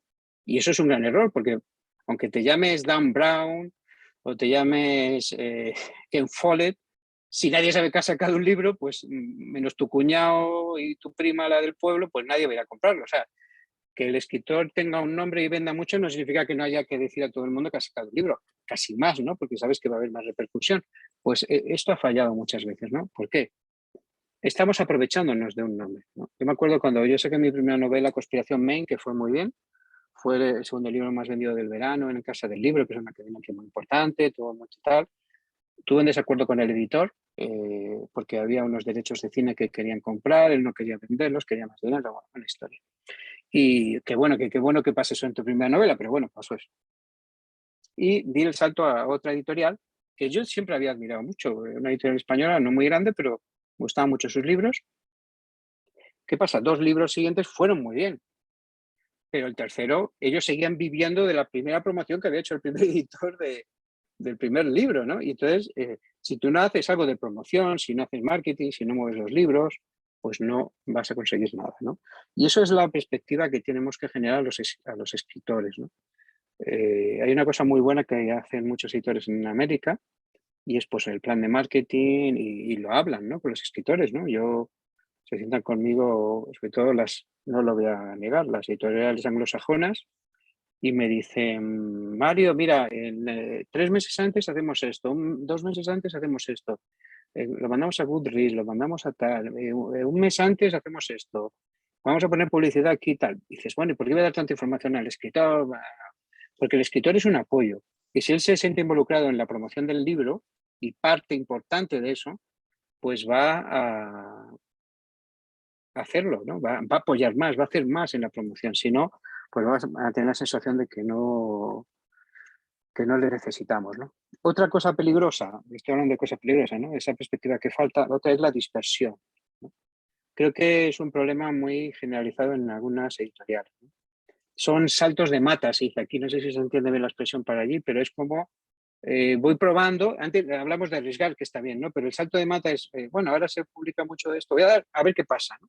Pero no tenemos un plan organizado, sino sacamos un libro a ver si tiene tirón, ¿no? En cambio, eso nunca funciona, ¿no? Esa dispersión, los sellos tienen que tener también una línea. Y cuando pensamos no voy a decir nombres, en tal sello, pensamos, bueno, estos hacen diccionarios bíblicos, cosas para seminarios, libros de historia. Bueno, estos hacen liderazgo, mujer. Está mejor que tengamos varios sellos, que al final somos lo mismo, ¿no? Pero varios sellos, varios nombres. Y si tenemos el mismo, pero HB mujer, HB juvenil, lo que sea, pero otro nombre incluso, ¿no? Para que el lector sepa de qué van los libros antes de cogerlos, ¿no? Que tengamos, no haya tanta dispersión en los contenidos, en las materias, que queramos abarcarlo todo con el mismo nombre, ¿no? Porque si lo hacemos, el lector se confunde, porque aunque no lo creamos, mucha gente ya sigue la editorial. No sigue solo a los lectores, está siguiendo una marca, ¿no? Y esa marca le da confianza en algún aspecto académico, de liderazgo, de doctrina. Pues hay gente que no lee libros de ciertas editoriales porque su doctrina, bueno, nosotros jugamos en ese sentido con desventaja, porque como te encasillan en teología liberal, luego los liberales te encasillan en fundamentalismo, los otros te encasillan. El encasillar es algo muy sencillo en el mundo cristiano, entonces o tenemos varios nombres de sellos o solo podemos hacer una línea, porque si no vamos a confundir a los lectores y luego dar estos saltos de mata, ¿no? De repente bueno, pues voy a probar esto, pero sin un fundamento, sin una línea continua, sin una proyección, pues puede ser otro de los problemas. Otro es el enfoque de los libros, ¿no? Yo me he encontrado muchas veces el problema de que el editor, como no se ha leído el libro o lo ha leído muy superficialmente, no sabe hacia dónde va el libro. Entonces, no lo pone en la mesa correcta, en la sección correcta, no sabe qué es ficción, qué tipo de ficción, no lo vende bien luego al mercado de los distribuidores, porque está desenfocado el libro, ¿no? Entonces nadie lo ve, ¿no? Entonces no se ha trabajado en ese sentido la parte que para mí es fundamental y se debería hacer también con el escritor, de sentarse y decir, bueno, vamos a hacer pues todo lo que es el desarrollo del libro, ¿no? En algunos sitios que he trabajado sí lo hacen muy bien. Pues hacen todo, un par de hojas, no hace mucho, falta mucho más, 3, con contenido del libro, si tiene un trasfondo histórico, pues cuál es, luego algo sobre el autor, sobre los otros éxitos. Y esto es mucho más que una nota de prensa, ¿no? Es como una especie de pequeño informe sencillo del libro, sus puntos fuertes, si quieres entrevista, pues qué preguntas puedes hacer básicas, que es para prensa, pero también es para el mercado, o sea, para todos los distribuidores y librerías. No tiene que hacerse físicamente, puede ser digital, ¿no? Porque ahora mismo no es necesario que lo hagamos en papel si no queremos, pero eso ayuda al editor cuando presenta luego el libro pues a toda la mesa, ¿no? De marketing, de prensa, a saber vender el libro, ¿no? Porque si el primer no entiende el editor, si el libro no entiende el editor, no lo va a entender todos los demás eslabones de una cadena y no va a llegar a salir bien ese libro, ¿no? Tiene que haber esa concordancia, ¿no? Y es muy importante por eso que se cuente con los escritores, ¿no? Una cosa que se hace mucho, y yo he hecho varias, de hecho me acabo de acordar con esto, que tengo que contestar un correo electrónico, que es que me invitan a hablar con toda la distribución, ¿no? O con todos los libreros, o con que haya ese contacto de los escritores con todo lo que es el mercado es muy bueno, ¿no? Porque es el que mejor va a expresar pues de qué va el libro. Luego también puedes intuir como editor si es mejor que el escritor se quede callado, porque hay escritores que cuando hablan, como decía mi padre, sube el pan, ¿no? Cuando habla sube el pan. Alguien le está hablando últimamente mucho porque la inflación está por las nubes, o sea, como le pillemos al que está hablando, pero dicen eso mucho, ¿no? Que sube el pan. El enfoque es muy importante, ¿no? Y los grandes males que hay en el mundo editorial ahora, y eso lo estáis sufriendo todos, es la saturación de trabajo, ¿no? Lo que hacéis ahora un editor, antes lo hacían como 3 editores, ¿no? Había un editor de mesa, un editor que supervisaba, luego el editor que ya tenía más relación con los escritores, había toda una jerarquía de aprendizaje, mucho tiempo para aprender. Eso es muy difícil de cambiar, ¿no? Tenéis mucho trabajo y muy poco tiempo. Y aunque haya mucho entusiasmo, las fuerzas son limitadas y además uno con el tiempo se frustra. Te piden mucho, te dan poco, quieren publicar en las editoriales más libros, con el mismo gente, con menos, absorben otro sello y en vez de meter más gente echan a la mitad y haces tú lo de ese sello y el anterior, ¿no? Y no estoy hablando de ciencia ficción, ¿no? Lo veo constantemente en el mundo en que estoy. Una de mis mejores editores está un poco pachucha de salud y es por el estrés, no es por nada más, ¿no? Y es una persona con un talento, una brillantez, un cariño por los libros y una excelentísima persona, ¿no? Y pienso, a veces digo, por su salud le diría que no siga siendo editora, ¿no? Pero qué pena sería para el mundo editorial, pero estamos ahí, ¿no? En ese punto. Y el mundo cristiano no está exento y ajeno. Esto no sé si podemos cambiarlo, pero podemos orar para que cambie, porque es que yo creo que si solo vemos el negocio, como se decía antiguamente, es mal negocio. Porque si no estamos viendo que queremos construir vidas, que queremos que el pueblo de Dios avance, que el pueblo de Dios madure, que no se deje llevar por cualquier viento de doctrina, como pasa en la actualidad, por cualquier fantoche que se sube a un púlpito y dice que como él tiene un Rolls Royce en la puerta porque está robando a todos, entonces todos van a ser como él, pues no iremos a mejor, porque sabéis qué pasa a nivel de muchas iglesias, lo que pasa a nivel de los estados, que cuanto más ignorante es el pueblo, ellos medran, ¿no? Y tampoco les interesa mucho que el pueblo aprenda demasiado, porque entonces empiezan a pensar y a cuestionar por qué se hacen ciertas cosas, ¿no? Entonces, a veces no tenemos a favor el liderazgo, parte, ¿no? Hay líderes que han sacrificado su vida por el evangelio, que han muerto por él y lo siguen haciendo, pero también sabemos que hay este tipo de líderes, ¿no? O que solo van a vender su libro, ¿no? Porque ya para eso también han hecho su libro para su congregación y como tienen 50.000 miembros, pues van a vender su libro. Entonces, claro, la saturación de trabajo unida a toda esa presión que hay del mercado y que a veces en el mundo cristiano se han llegado a los valores del mundo, que no es cristiano, ¿no? El que se valora más la cuenta de resultados, hace que haya una gran presión sobre los editores, ¿no? Y eso hace que muchos tiendan a la comodidad. Es bueno, pues si piden marketing, o sea, si piden solo dinero y que las cosas vayan más o menos bien, pues no me preocupa ni qué los contenidos, ni la ética, si son libros adecuados, todas estas cosas que se introducen en el mundo editorial cristiano también, ¿no? Y luego, claro, yo no soy una persona muy legalista, de hecho no soy nada legalista, tampoco soy muy puritano en el peor sentido de la palabra, ¿no? Creo que tenemos que ser puros ante Dios, pero no puristas en el sentido de ver todo mal siempre, ¿no? Y juzgar a todo el mundo en ese sentido, ¿no? Pero también es verdad que publicamos a ciertos individuos e individuas que su vida como cristianos deja mucho que desear. Entonces dices tú, no estamos publicando libros, y ahora ya hablo del mundo sector cristiano solo, ¿no? Yo soy novelista y bueno, no sé si les importará mucho mi moral y mi vida, ¿no? A los que publican mis libros. Posiblemente no, porque ellos no tienen a lo mejor demasiada, pero como cristianos sí tenemos que tener un especial cuidado en esto, ¿no? No podemos, a gente que dice doctrinas barbarísimas, publicarles un libro y darles una plataforma, aunque ganemos mucho dinero con ello, ¿no? Y aunque perdamos dinero, más vale que perdamos dinero y ganemos el reino de Dios, que ganemos dinero y perdamos el reino de Dios. Y esto es una gran tensión, ¿no? Porque no todo puede valer. Y creo que hemos llegado al punto que casi todo nos vale, ¿no? Con tal de vender más libros, ¿no? Y eso no debe ser así, ¿no? Y debemos buscar reenfocarnos, ¿no? Y luego una de las grandes asignaturas pendientes, aunque parezca que no, en el mundo hispano, estoy hablando, no en el anglosajón, es en más mujeres escritoras. Mientras que a lo mejor en el mundo anglosajón hay sobreexceso y no. Esto una feminista muy radical diría que no, ¿no? Que el patriarcado y todo eso, pero bueno, yo creo que en el mundo secular hay muchísimas, a veces más mujeres que hombres escribiendo, me parece maravilloso. Yo, además, cuando trabajo en alguien no me fijo si es hombre, mujer o medio pensionista, ¿no? Para mí es una persona y ya está.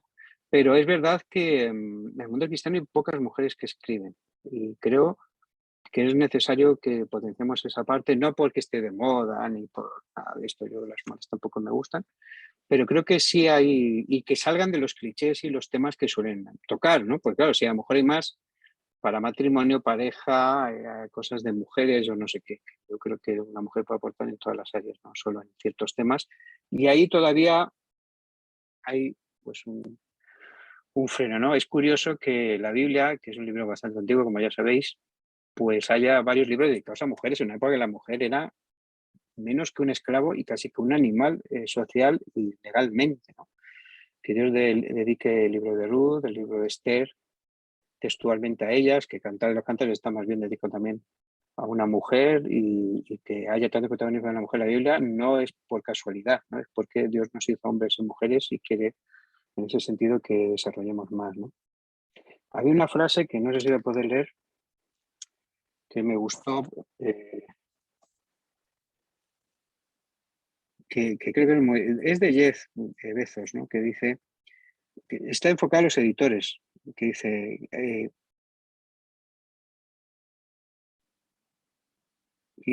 pensemos, es que la ha escrito así rápido y con un boli que no pintaba, o sea, perdonadme si no la digo textualmente, dice,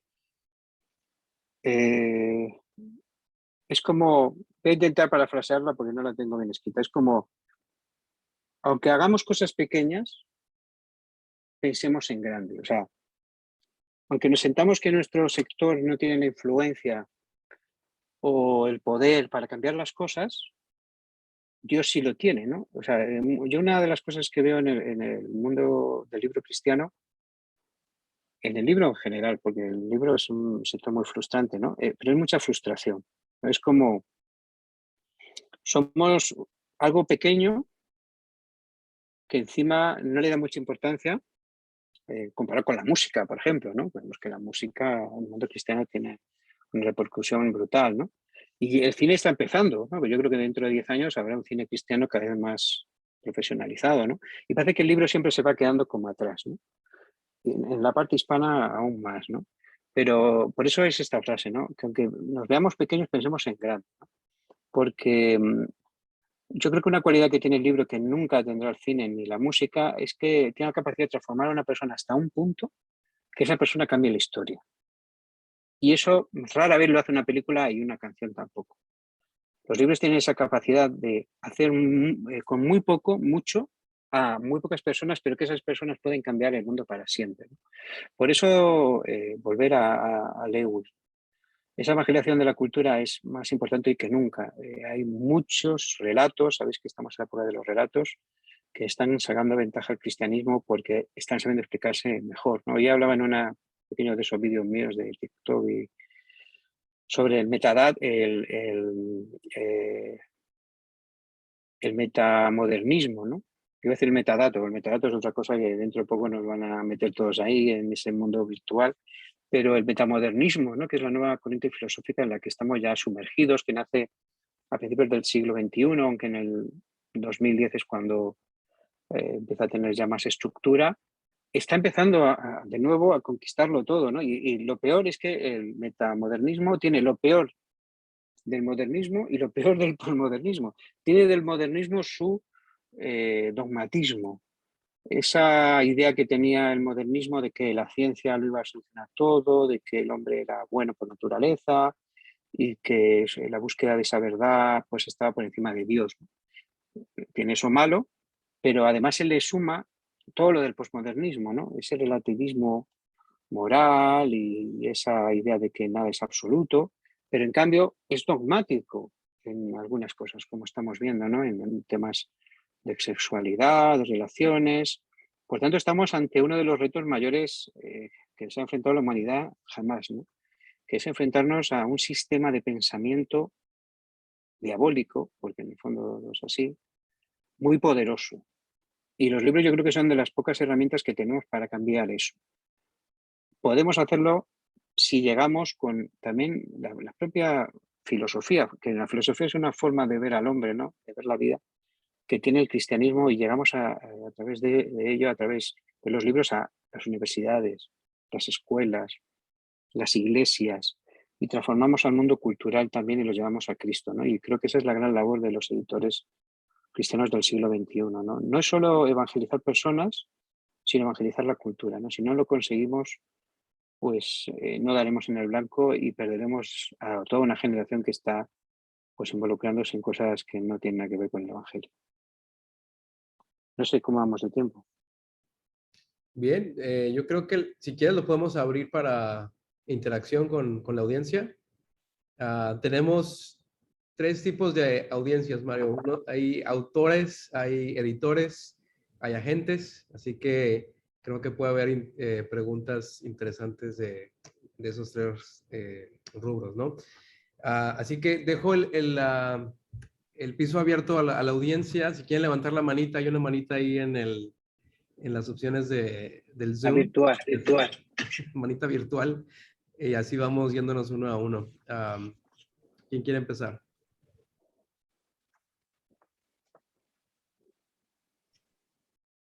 Ahí va. Tenemos, sí, vamos, Franco, adelante. Franco.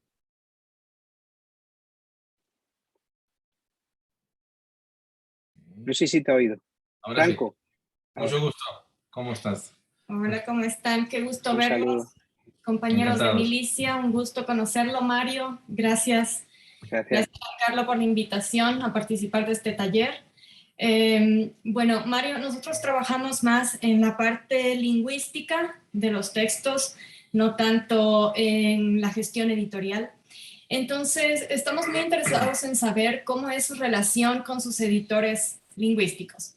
¿Hasta qué punto interactúan? Hace un momento decía que pues es muy importante esa relación, ¿no? Esa conexión, que ojalá tuvieran una amistad a largo plazo y realmente es, creo que un anhelo también de nuestra parte como editores, no solamente coger un texto y mirarlo y ya, sino poder interactuar con el autor y saber, a ver, ¿por qué pusiste esto? ¿Por qué lo de acá?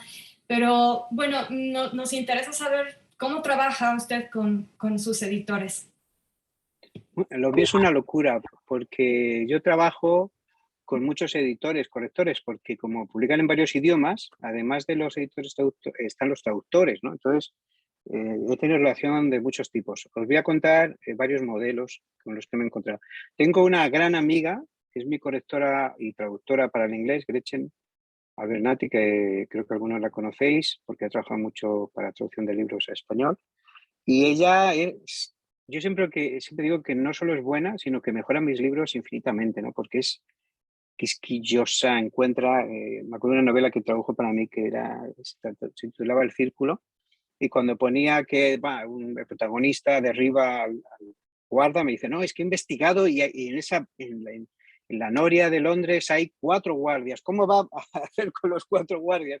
Me hizo cambiar todo el capítulo porque ya había llegado a investigar que había 4 guardias en la puerta, ¿no?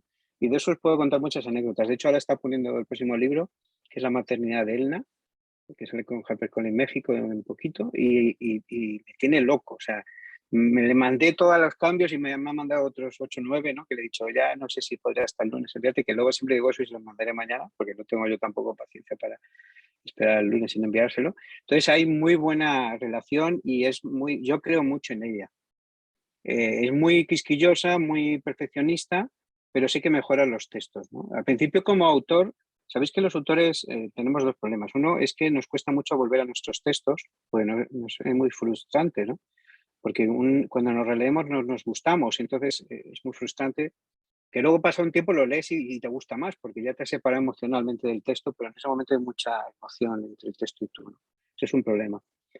Y luego la otra cosa que me pasa mucho con ella es que, bueno, como creo que va a mejorar el texto, le doy mucha vía libre, ¿no? Yo, hombre, a no ser que es una cosa que me va a cambiar, que creo que es la esencia del libro, le doy mucha libertad, ¿no? Porque sé que va a mejorarlo y es una gran profesional. Luego ha habido gente que me ha corregido que no se ha puesto en contacto conmigo, ¿no? Es una cosa fría. No sé si por parte del editor intermediario que no lo ha hecho en comunicación o porque esa persona piensa que no tiene dudas. Me imagino que también aún en la traducción aumenta la duda, ¿no? Porque hay que buscar palabras. Pero yo siempre lo agradezco, ¿no? Y luego está lo que yo llamo la marisabidilla, ¿no? No sé si se entiende la frase, pero es como la persona que quiere decir al autor cómo hacer las cosas, ¿no? Y yo creo que eso ya es pasarse. En España se dice 10 pueblos, ¿no? Cuando no te pasas uno, te pasas 10.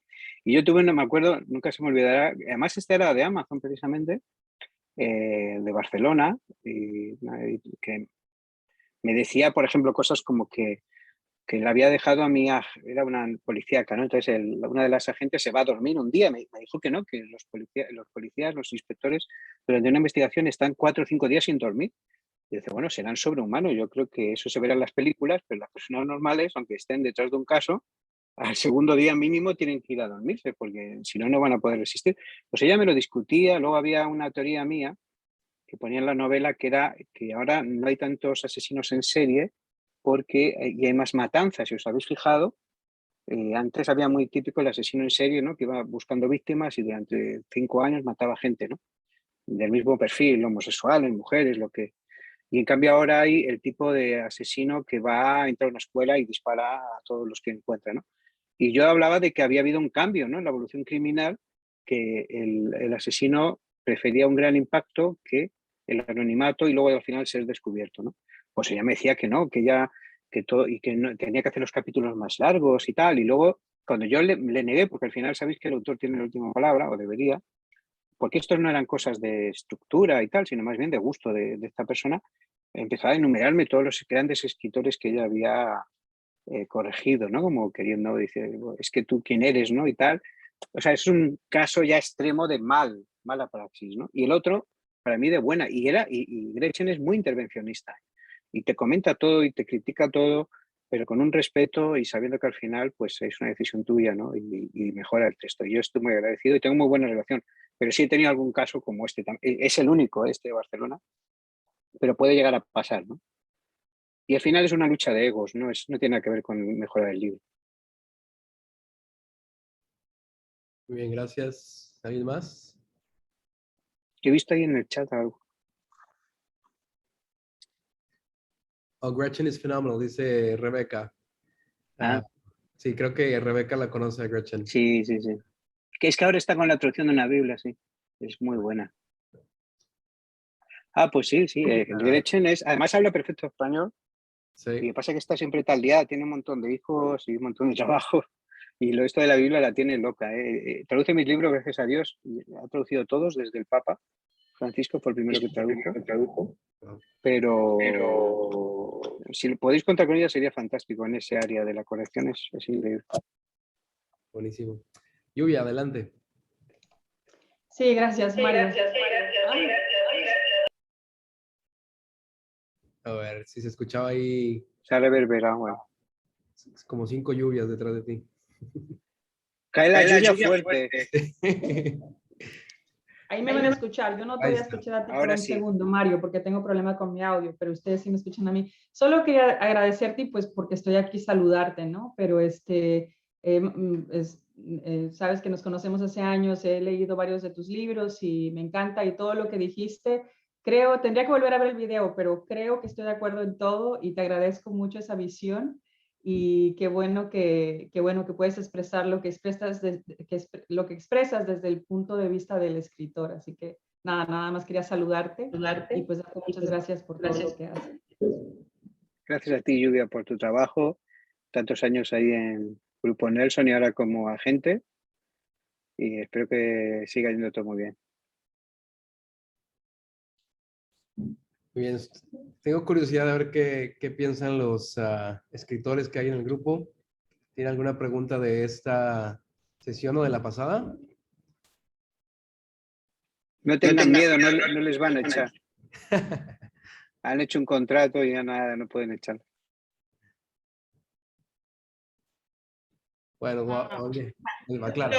Yo tengo una pregunta que es más por como curiosidad, no porque tenga algún plan de incursionar en eso, aunque quién sabe, pero fue algo que Mario mencionó un poco al principio, y bueno, y sé que él escribe eso, y es solamente conocer su opinión acerca del tema del lugar de la ficción en la literatura cristiana, porque yo pues tampoco es que puedo decir que conozco bien el mercado, o sea, no soy la editorial, pero sí me parece que es de alguna manera como, es mi impresión, capaz estoy equivocada, pero como un poco relegada o mal vista, porque es como, bueno, es ficción, entonces esto no nos va a aportar realmente nada. Y yo me he dado cuenta que a mí me encanta leer ficción, toda la vida he leído, sobre todo el género de novelas, me fascina, y me cuesta a veces leer libros cristianos porque siento que esto es como, bueno, esto es para mi aprendizaje, no para entretenimiento o placer. Y no sé cuál es tu visión, Mario, un poco acerca del lugar que puede tener la ficción en la literatura cristiana de Latinoamérica, que sé que es diferente a la anglo. Bueno, yo creo que es fundamental y encima el diablo nos está ganando por ahí. Pasa con la música, en parte, ¿no? La música parece que solo es para adorar al Señor, la música cristiana, pero yo creo que qué bueno que hubiéramos, y eso lo ha hecho Jesús Adrián Romero, alguno más, pues cantar una canción a su mujer, ¿no? O a sus hijas, o porque los cristianos no estamos solo todo el día adorando al Señor, ¿no? También pues tenemos sentimientos hacia nuestra familia, hacia un amigo, una persona que está muriéndose o con una enfermedad que es cercana, ¿no? Eso por una parte, ¿no? Pero está claro que hay un gran conflicto y hay una gran confusión dentro del mundo cristiano, ¿no? La Biblia está llena de ficción. Jesús hablaba todo el rato historias de ficción. Todas las parábolas son historias de ficción. Y las historias de ficción que hablaba Jesús son las que se nos han quedado más. Tú hablas del hijo pródigo, hablas de la perla de gran precio, hablas de la semilla, ¿no? Que cayó en buena tierra, cayó en mala tierra, hablas de las casas construidas una sobre la arena y otra sobre la roca, hablas sobre miles de historias, ¿no? El hombre que guarda en su casa por si alguien viene a robar, y podríamos seguir, el que insiste, ¿no? Porque ha venido a una visita y solo por la insistencia al final te levantas de la cama y le das algo para que coma la visita. Y podríamos hablar hasta infinito. En la tradición judía, el contar historias siempre se vio como una manera de explicar las verdades profundas. Y en cambio, en el mundo cristiano ha habido una gran polémica porque, y a mí me lo han llegado a decir a la cara, lo agradezco porque prefiero que me lo digan a la cara que por la espalda, que es que escribir novelas era mentir, porque era escribir algo que no era verdad, ¿no? Entonces, hasta ese simplismo se puede llegar, ¿no? Y pensé, wow, esta persona tiene un problema serio, ¿no? Pero es verdad y a veces una visión así, ¿no? Porque la ficción se piensa que es mentira, ¿no? Y hablábamos en la anterior charla, ¿no? De que la ficción no solo no es mentira, sino que es una manera contada, no es real, de decir grandes verdades, ¿no? Y Jesús lo hacía. Porque cuando creamos un personaje de ficción no estamos mintiendo, estamos creando un modelo, un ser imaginario, pero que nos sirve para darnos una lección moral. Hablamos la primera novela moderna, que era El Quijote, la otra vez, ¿no? Con Miguel de Cervantes, y cómo él estaba rompiendo todo un sistema de pensamiento con su novela, que era el del caballero por encima de la plebe, y con eso estaba rompiendo totalmente las reglas literarias y al mismo tiempo creando la novela, ¿no? Y los cristianos, el día que comprendamos eso en nuestro idioma, en español, en castellano, va a ser una gran revolución, porque necesitamos contar las historias nuevas del cine. Nos están ganando en las plataformas.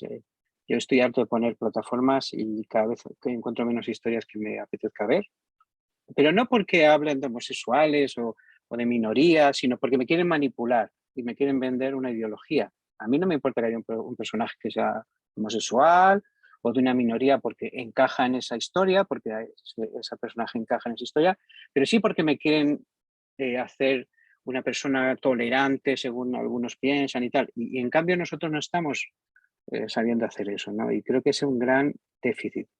Y debería fomentarse aún en la edad juvenil, ¿no? Que es otro de los grandes problemas, ¿no? Como bien dices, en la edad juvenil estamos buscando modelos.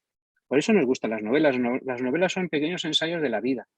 Y vemos en las novelas cómo nos vamos a comportar en la vida. Y si no tenemos novelas para adolescentes, el modelo que están viendo es el modelo secular totalmente, ¿no? De gente que se engaña, gente que se acuesta uno con otro sin ningún importarles nada, sin valores, ambiciosos, que solo piensan en el éxito, egoístas. Y ese es el modelo que están viendo nuestros jóvenes. Les tenemos media hora en una iglesia escuchando un mensaje y 24 horas, 6 o casi 7 días a la semana escuchando todo lo contrario en su móvil, en su plataforma, en su música. ¿Qué va a ganar? Pues si no, el Señor no es misericordioso y hace un milagro, va a ganar siempre lo otro, ¿no? Entonces, no estamos sabiendo llegar con el mensaje a toda esa gente joven. Y tenemos que hacerlo en su lenguaje. Yo propuse a una editorial que parecía que tenían muchas ganas de hacer cosas para jóvenes y tal. Dije, mira, vamos a buscar 4 perfiles de jóvenes para toda América Latina, para diferentes países, enfocarlo uno en Brasil, otro en tal, diferentes problemas, unos en la droga, otros en la delincuencia, y cómo el Señor a cambio los arrastra de ahí, los saca de ahí, ¿no? Como especie de testimonios, ¿no? Y una persona de alta sociedad también, pues que está en otro nivel, pero también corrupta, ¿no? Al fin y al cabo. Y estaba muy ilusionado y tal, pero al final no salió, ¿no? Porque ¿quién va a comprar el libro? Pues yo creo que lo compraría la gente joven, pero tenemos que ponerle una portada atractiva, unos personajes que realmente enganchen y que sean modelos de verdad, ¿no? historias que casi es como un calco de una historia bíblica, pero con nombres actuales, ¿no? Que a veces se hace. Y lo único que se ha publicado en novela ha sido sobre todo cosas sobre los tiempos finales, ¿no? Sobre Apocalipsis y tal, ha habido varias series. Y luego esa Patente Oscuridad, que fue una Peretti, creo que era, ¿no? El escritor, Perotti, que sacó varios, y también era muy interesante, ¿no? Que era sobre la lucha espiritual, pero poco más. Es un gran desierto y a nivel de mujeres también, ¿no? Porque yo creo que hay un mercado de... Hay novela romántica, la mujer lee mucha novela romántica, pero está leyendo una basura de novela romántica a un nivel que es medio pornografía romántica, ¿no? Entonces dices tú, ¿por qué no estamos yendo ahí? ¿Por qué no estamos haciendo nada, no? Pues yo también me lo pregunto. Si me permites añadir, Mario, creo que desde el punto de vista editorial, creo que la oportunidad que tenemos en el mundo cristiano son novelas que no solamente se enfoquen en el mundo cristiano, sino que vayan más allá, como lo haces tú, que la cosmovisión es cristiana, pero el mensaje no tiene que ser particularmente de los cristianos y su mundo, ¿verdad? Es como vemos la vida como cristianos y el mensaje del evangelio va por ahí fluyendo. Que es algo sí, es como cristianos que hacen novelas más que novelas cristianas, ¿no? En el fondo. Como, por ejemplo, Narnia, ¿no? O sea, el típico ejemplo es Narnia, que es un mensaje cristiano, pero ha pegado fuera del mundo evangélico también. Sí. Bueno, y El Señor de los Anillos. Correcto, sí, de Tolkien. Gaby, adelante. Hola, ¿qué tal, Mario? ¿Cómo estás? Bueno, yo tengo una mirada quizá más de correctora, hace unos 20 años que soy traductora y correctora, y no puedo evitar cuando leo un libro editarlo mentalmente, como que me cuesta pegarme a la historia y estoy pensando mentalmente, sí. Y no me pasa con tus libros, están tan bien escritos que son realmente atrapantes y están muy bien escritos, y me pensaba un poco que quizás es más en el mundo anglosajón, pero que se usa mucho esto de escribir a veces con escritor fantasma, porque no todo el que escribe es escritor, pero a veces tienen muy buenas ideas o muy buen contenido y publican, y entonces el libro queda al final muy bien. ¿Te ha tocado funcionar así como escribir para alguien más, como escritor fantasma, o siempre fueron tus propios libros? Pues hubo una vez que me propusieron, estaba empezando ya a vivir solo de la literatura, estábamos más o menos, yo empecé en el año 2010, en 2006 empecé a publicar ya sistemáticamente, pero en 2010 es cuando di el salto, crisis económica muy brutal, y hubo un editor que lo publicó en un libro que no era de un tema de, bueno, Steve Jobs, las cosas de Steve Jobs, un tema más bien de autoayuda, podemos decir. Pero claro, a él le gustó lo que escribí y me dijo, yo tengo ideas, era editor y era el jefe de la editorial, era el dueño, pero yo no sé escribir, si yo te diera unas ideas, tú las escribirías, ensayamos un poco, pero luego al final no me convenció la idea, fue el único intento. Y la verdad es que, gracias a Dios, yo he tenido un problema, he sido fantasma de mí mismo, ¿no? Porque sí he escrito con seudónimo algún libro, porque al principio, cuando sacaban muchos libros, lo veían mal, ¿no? Hay otro mito sobre eso, ¿no? Parece que para que un libro sea bueno tiene que estar 3 años escribiéndolo, 3 años pensándolo, 3 años... Ha habido grandes obras literarias que se han hecho en días y grandes porquerías que se han hecho durante años, ¿no? Entonces, y luego incluso les han dado premios, pero yo creo que lo importante es contar historias y saber contarlas y querer contarlas, ¿no? Entonces tuve que hacer seudónimos para algunas novelas mías, pero yo no lo veo como una mala profesión, o sea, me parece bien que alguien, si se siente bien o piensa, normalmente todos los escritores queremos poner nuestro nombre, es porque tiene una necesidad, o hay algunos que no, hay alguna excepción, que lo hagan me parece estupendo, ¿no? Pero claro, hay un dilema moral siempre, ¿no? Que es, si el nombre se pone del otro, estamos mintiendo en cierto sentido, porque si podemos decir que eso hace mucho en los guiones, ¿no? Argumentista y escritor, ¿no? O en algún sitio.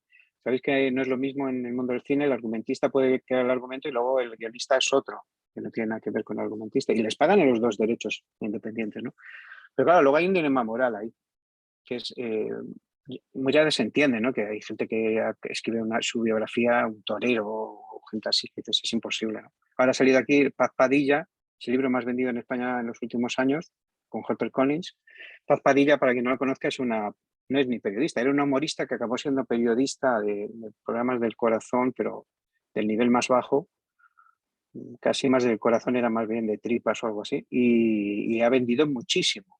pero está claro que ya no ha escrito un libro, ¿no? Yo lo respeto, es una profesión digna, pero no sé si es mentir, ¿no? En cierto grado. Yo estuve a punto de hacerlo, ¿no? Porque el diablo siempre tienta por todos lados y el bolsillo más, pero no lo hice al final, entonces no voy a juzgar a nadie que lo haga porque a lo mejor me lo pregunto, no lo tengo claro. Si es legal es, lo que no sé si es moral. No es como el embarazo subrogado, ese me parece una locura, ¿no? Es legal en muchos sitios, pero no sé yo. Muy bien. Ella, luego Ana. Bueno, de hecho Ana estaba primero, no sé si quieres darle tú, Ana, primero. Okay, adelante. Ok, gracias. Solo quería como escritora quizá escuchar un poco, Mario, de tu proceso de investigación para tus obras que escribes de tanto y a tanto volumen. Entonces, no sé, me gustaría escuchar un poquito más acerca de cómo haces tu investigación, cómo te organizas y todo eso. Bueno, tengo ventaja un poco, tengo dos. Una, no sé si se ve, pero bueno, tengo la biblioteca en casa, que eso ayuda a no tener que salir mucho, y luego está internet, que también es un milagro del cielo. Pero la verdad es que es una de las partes que más disfruto. Como historiador, yo me apasiono por las historias, ¿no? La que os contaba hace poquito, que acabo de firmar para una editora española, a la que tengo mucho cariño. Cuando yo descubro una historia es como, claro, estoy casado y solo me casaré una vez si Dios quiere, y llevo ya, va a hacer 30 años con mi mujer, pero es como un flechazo, ¿no? Es como el enamoramiento, ¿no? Entonces yo tengo la oportunidad de enamorarme varias veces al año, sin engañar a mi mujer, de historias, y me apasiona, ¿no? Y las disfruto muchísimo. Entonces, como estoy enamorado, no me cuesta. Yo puedo estar 8 o 10 horas sentado, investigando y dándolo a la plasta a mi mujer, contándole todo lo que he averiguado, ¿no? Por ejemplo, a mí, le decía hoy a mi gente, ¿cómo dice la gente que no hay historias, ¿no? Está viendo un documental en España de la televisión pública sobre el verdadero D'Artagnan, ¿no? O D'Artagnan, que era el de Dumas, ¿no? De los tres mosqueteros, ¿no? Que era un personaje real que fue la mano derecha de Luis XIV niño y tal, y pensé, ¿por qué no escribo una novela de esto, no? Pero tengo que sentarme y hacerla yo, seguramente al final la haga yo, pero lo que quiero decir es que yo me apasiono muy rápidamente, pero no es algo pasajero, ¿no? Me gusta leer todo lo que hay sobre ese tema, y antes era menos viejo y tenía mejor memoria, entonces memorizaba las páginas. Entonces tengo memoria fotográfica. Ahora la tengo, pero ya como pasa con mis ojos sin gafas. Desenfoca debe ser y ya no la tengo tan buena. Entonces tenía a veces 20, 30 libros en la mesa. No quiero enseñaros mi lado izquierdo de la mesa, que no tiene muchos, pero tiene unos cuantos, y de papeles y tal, solo veis la parte bonita. Pero es así, ¿no? Suelo tener, hace poco acabado un ensayo, Una vida sencilla al estilo de Jesús, y tenía como 20 libros, porque lo que hago, para explicarte un poco el sistema muy rápido, hago una lectura previa de toda la bibliografía. Una vez que he leído toda la bibliografía, mientras la voy leyendo, voy anotando las partes que me interesan resaltar porque van enfocadas al libro que voy a hacer, ¿no? Y al mismo tiempo que las subrayo en el libro, la hago una anotación en un cuaderno, porque las incluyo en los capítulos que luego van a ir, ya sea ficción o sea pues un ensayo. Entonces, por ejemplo, en este que era Una vida sencilla al estilo de Jesús, pues a lo mejor cuando hablaba de la parte económica, ¿no? de nuestro dinero, cómo gastar nuestro dinero, pues había leído varios ensayos sobre el dinero, el mercado, el liberalismo, el neocapitalismo, el consumismo. Entonces, esos libros veía qué partes podían encajar en ese capítulo, y entonces hacía la señal en el libro y luego la referencia de la página y perdona que se me acaba la batería, de la página y de la referencia, porque claro, ya no tengo tan buena memoria para recordar dónde lo había extraído y poner la anotación, porque como el ensayo encima tenía que poner la nota, ¿no? Al pie de página, ¿no? Y eso me ayuda a sistematizar mucho el trabajo y a saber mucho hacia dónde va el libro. Entonces hay veces que el libro es muy complejo porque tiene muchos matices. Por ejemplo, una novela histórica, tengo que ver a veces detalles, la alimentación, el vestido, el alumbrado, cómo era la ciudad en aquella época, porque a lo mejor ha variado, ya no existen esas calles o porque son más modernas. Entonces hay que mirar el trasfondo, cultural, que no haya ideas que no existían en ese momento, porque ya no solo es lo físico, ¿no? Sino nuestro pensamiento va cambiando, ¿no? Y hay ideas que no existían hace 200 años, ¿no? Que eso se pasa mucho en novelas históricas, ¿no? Meten ideas modernas en libros antiguos, historias antiguas, supuestamente, ¿no?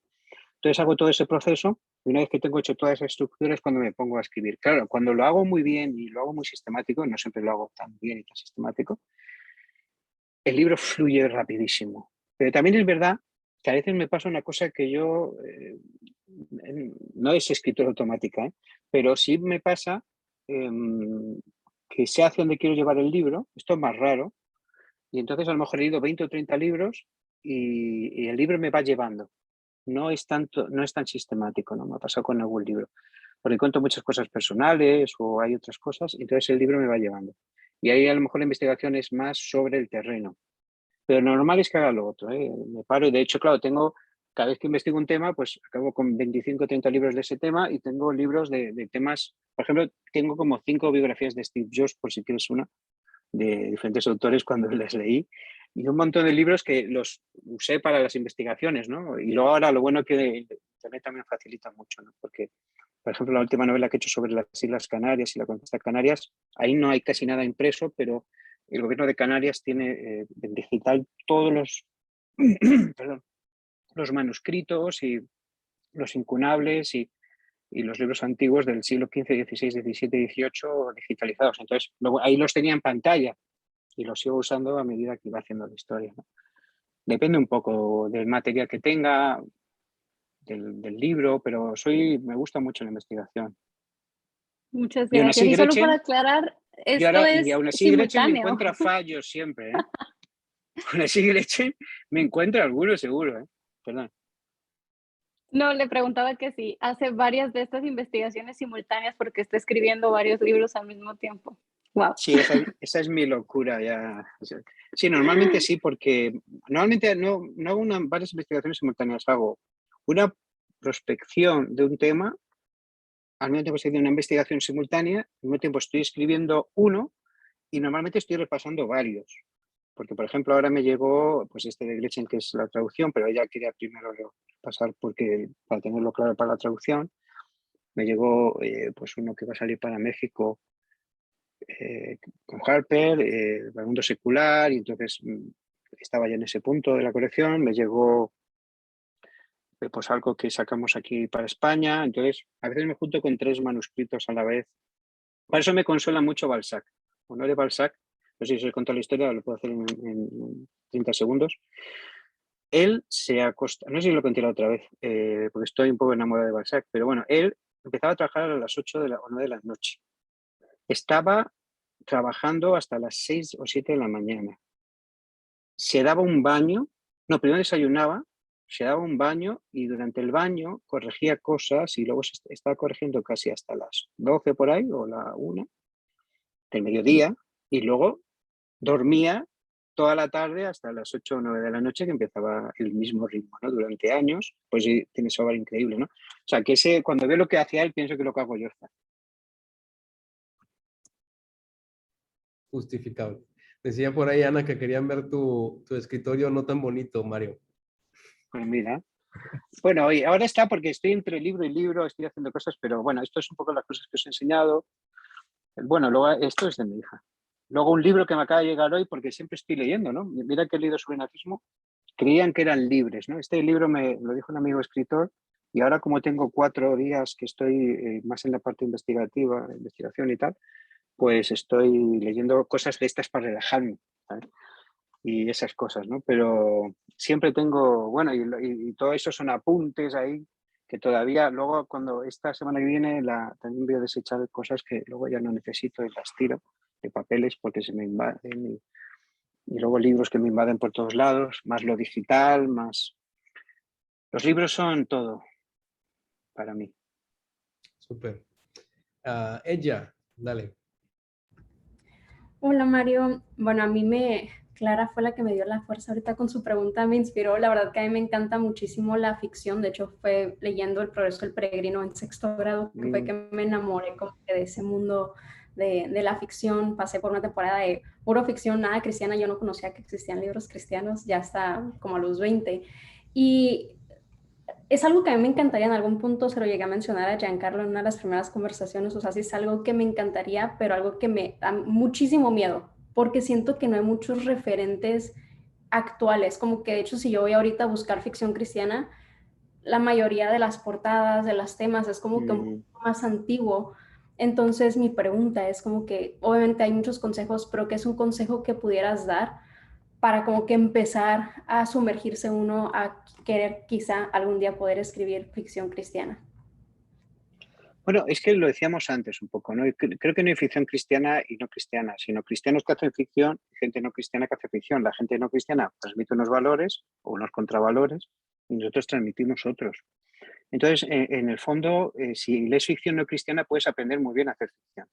Lo que pasa es que tú luego vas a usar eso, no como si fuera un instrumento, ¿no? Porque creo que la ficción es mucho más que un instrumento. Y, es una forma de contar las cosas, ¿no? Es una pasión. Entonces, luego lo vas a usar para contar las historias que tú descubres, ¿no? Y algunas están muy cerca. Por desgracia, vivimos tiempos dramáticos y hay gente que tiene que dejar su país por huir de una persecución o un problema económico, gente que está siendo mártir en países por ser creyente, no solo en Afganistán o en Irán, ¿no? En países como Corea también y en otros países, ¿no? Que parecen que son más libres y que hay más libertad y tal, pero también hay persecución. Puedes enfocarlo a muchas cosas, ¿no? A personajes históricos, pero hay muchas historias. Solo tienes que tener los ojos muy abiertos, los oídos. Yo siempre voy escuchando, no sé si soy cotilla, pero cotilla se entiende, ¿no? Que es como que le interesa la vida de los demás, pero los escritores nos interesa la vida de los demás. No es por que queramos curiosear en su vida, sino porque queremos pensar si esa historia es un modelo o hay que contarla por algo, ¿no? Y entonces, cuando ya eres escritor, mucha gente además se te acerca para contarte historias, por si acaso, ¿no? Pero si estás escuchando, la gente que va a tu iglesia, algunos tienen una historia increíble, ¿no? Han vivido vidas apasionantes, por desgracia, ¿no? Porque las vidas apasionantes suelen ser vidas llenas de tragedias y de problemas y de frustraciones. Y si quieres escribir para tu generación, solo tienes que mirarte en un espejo y ver todas las cosas que has tenido que superar, las tentaciones que has tenido que luchar y que sigues luchando, y entonces vas a ser capaz de construir una historia que va a llegar al corazón de la gente de tu generación. Pero si hablas sin tapujos, sí, porque sabéis que en las iglesias, en las vuestras no pasa, ¿no? Pero en la mía, y en la mía no pasa tanto porque estamos intentando mejorarlo, ¿no? Pero sí pasa muchas veces, ¿no? Cada vez que habla uno de sexo o habla de... por ejemplo, el otro día hicimos me tocó dar un taller de matrimonios, muy curioso, porque cuando me pidieron el tema, los de líderes de matrimonios, dije, ¿estáis locos o qué? Era, ¿qué pasa si me he equivocado al escoger mi pareja para matrimonios, ¿no? Y yo dije, pues, ¿y queréis que yo le solucione esto? Digo, esto ya no tiene solución. Pero luego me di cuenta que sí. Hay mucha gente que está frustrada con su pareja, es cristiana, no quiere divorciarse, pero tampoco aguanta a su pareja. Y nadie habla de eso, porque es un tabú, ¿no? Porque como eres cristiano, pues todo lo soporto, el amor todo lo soporta, todo, vale. Pero vete con mi marido, mi mujer, una hora, a ver si Corintios 13 te lo aplicas tú. ¿Entiendes lo que quiero decir? Hay un montón de temas que son los importantes y la gente no está hablando de ellos, porque les da miedo. Y la gente joven tiene tenéis una gran ventaja, ¿no? Que es que no estáis todavía en la etapa hipócrita totalmente, ¿no? Luego ya iréis llegando, pero no os importa tanto que estéis descubriendo cosas, queréis hablar de todo, ¿no? Queréis romper algunas reglas, entre comillas, ¿no? Entonces, yo creo que eso hay que potenciarlo y está deseando la gente joven recibir esos libros, ¿eh? Yo estoy convencido. Y hay muchos temas apasionantes que están esperando. Y para saber escribir, tienes que leer muchos manuales que hemos hablado de ellos y leer cómo escriben los buenos novelistas, porque al final el tema va a ser distinto, pero la fórmula es la misma, porque ya está escrita y funciona, ¿no? Pasa como en el cine, no hace falta inventar un cine cristiano, es el cine, pero con escritores buenos que sepan usar esa temática cristiana con temas cristianos para llegar a la gente. Gracias. Mario, última pregunta, y esa se la copié a otro entrevistador. Si te pusieran una isla solito, y no tienes a nadie más y solo puedes llevar 5 libros aparte de la Biblia, ¿cuáles llevarías? Pues llevaría uno Uno que llevaría es cómo sobrevivir en una isla desierta para poder seguir leyendo, haciendo algo, porque si no, sería imposible. El segundo es cómo construir un barco para irme de la isla desierta. El tercero, cómo no volverse loco en una isla desierta. O sea, de todo te ayuda, como veréis. El cuarto sería cómo fabricar una placa solar para tener electricidad y cobertura en una isla desierta. Y el quinto y último, posiblemente, pues sería alguno de mis autores favoritos, ¿no? Porque también necesitaría relajarme de vez en cuando, porque en las islas desiertas hay mucho estrés. Entonces me llevaría seguramente alguna de mis autores, Magali Yourcenar, con sus Memorias de Adriano, o me llevaría seguramente el Quijote, que parece un tópico, pero yo el Quijote lo disfruté mucho leyendo la primera y la segunda parte, y ahora tengo pendiente volver a leerlo porque ya pasaron 15 años sin leerlo por ahí, y como él sigue siendo el mismo, pero yo no, que es una cosa bonita que tienen los libros, ¿no? Como nosotros cambiamos, los libros siguen iguales, pero los leemos de otra manera, porque nos leen a nosotros y nuestra edad, ¿no? La edad que tenemos en ese momento. Yo creo que me llevaría sobre todo a autoayuda en ese caso, porque bueno, ¿cómo aguantar a tu suegra? Creo que ese ya allí no me haría falta. Muy bien. Bueno, muchas gracias, Mario, por tu tiempo. Ha sido una bendición tenerte con nosotros. Mario va a estar en Lifeway, si Dios quiere, en octubre, y vamos a hacer algo con él también cuando esté por acá. Ahí los mantendremos al tanto de hacer algún live ahí con Mario. Pero muchas gracias por tu tiempo, lo hemos disfrutado un montón y que Dios te bendiga mucho. Y oren por Mario. Ya empezaste tu novela, ¿cierto? Este mes. Sí, ahí estoy. La verdad que es un personaje tan fascinante, Francisco de Encinas. Me encanta por su naturalidad, su ingenuidad, su amor a la verdad, esa persecución del emperador Carlos V por todos lados, a ver si patrocinaba y apadrinaba su libro, ¿no? Que era el Nuevo Testamento. Y creo que va a ser un personaje. Además, lo bueno que tiene Encinas, a diferencia de Casiodoro cuando se va a Europa, ¿no? a escapar de la Inquisición, ya es mayor. Ya tiene cierta edad, 30 años, podríamos decir. Pero Encinas empieza muy jovencito, ¿no? Yo creo que puede llegar también a un público joven que piensa que su juventud no le permite hacer ciertas cosas, ¿no? Y que vean de lo que son capaces, ¿no? Cuando tiene una pasión por la palabra de Dios. Entonces, creo que va a ser una gran historia porque es un gran personaje. Y los grandes personajes suelen desembocar en buenas historias. Como preámbulo pueden leer el de Palabras de Fuego, ¿no? De Casiodoro de Reina, que escribió Mario el año pasado. Buenísimo, se lo recomiendo y creo que va a ser un buen preámbulo para este que sigue de Francisco. Sí, y el del color del corazón, algunos que me habéis preguntado por ficción cristiana, sobre todo las últimas personas que me han preguntado, creo que podría veniros bien porque hablo de Beecher Stone y su Cabaña del Tío Tom y cómo ella revolucionó toda una sociedad con una novela, ¿no? Y es la historia de ella y de la novela en paralelo, ¿no? Y es una historia que yo creo que para un escritor que quiere escribir ficción, porque es la historia de la escritora y la historia de su obra, ¿no? Al mismo tiempo, y le puede gustar. Muy bien, muchas gracias a todos por unirse y estaremos en contacto. Que estén bien. Un saludo a todos, un abrazo. Bye. Dios bendiga.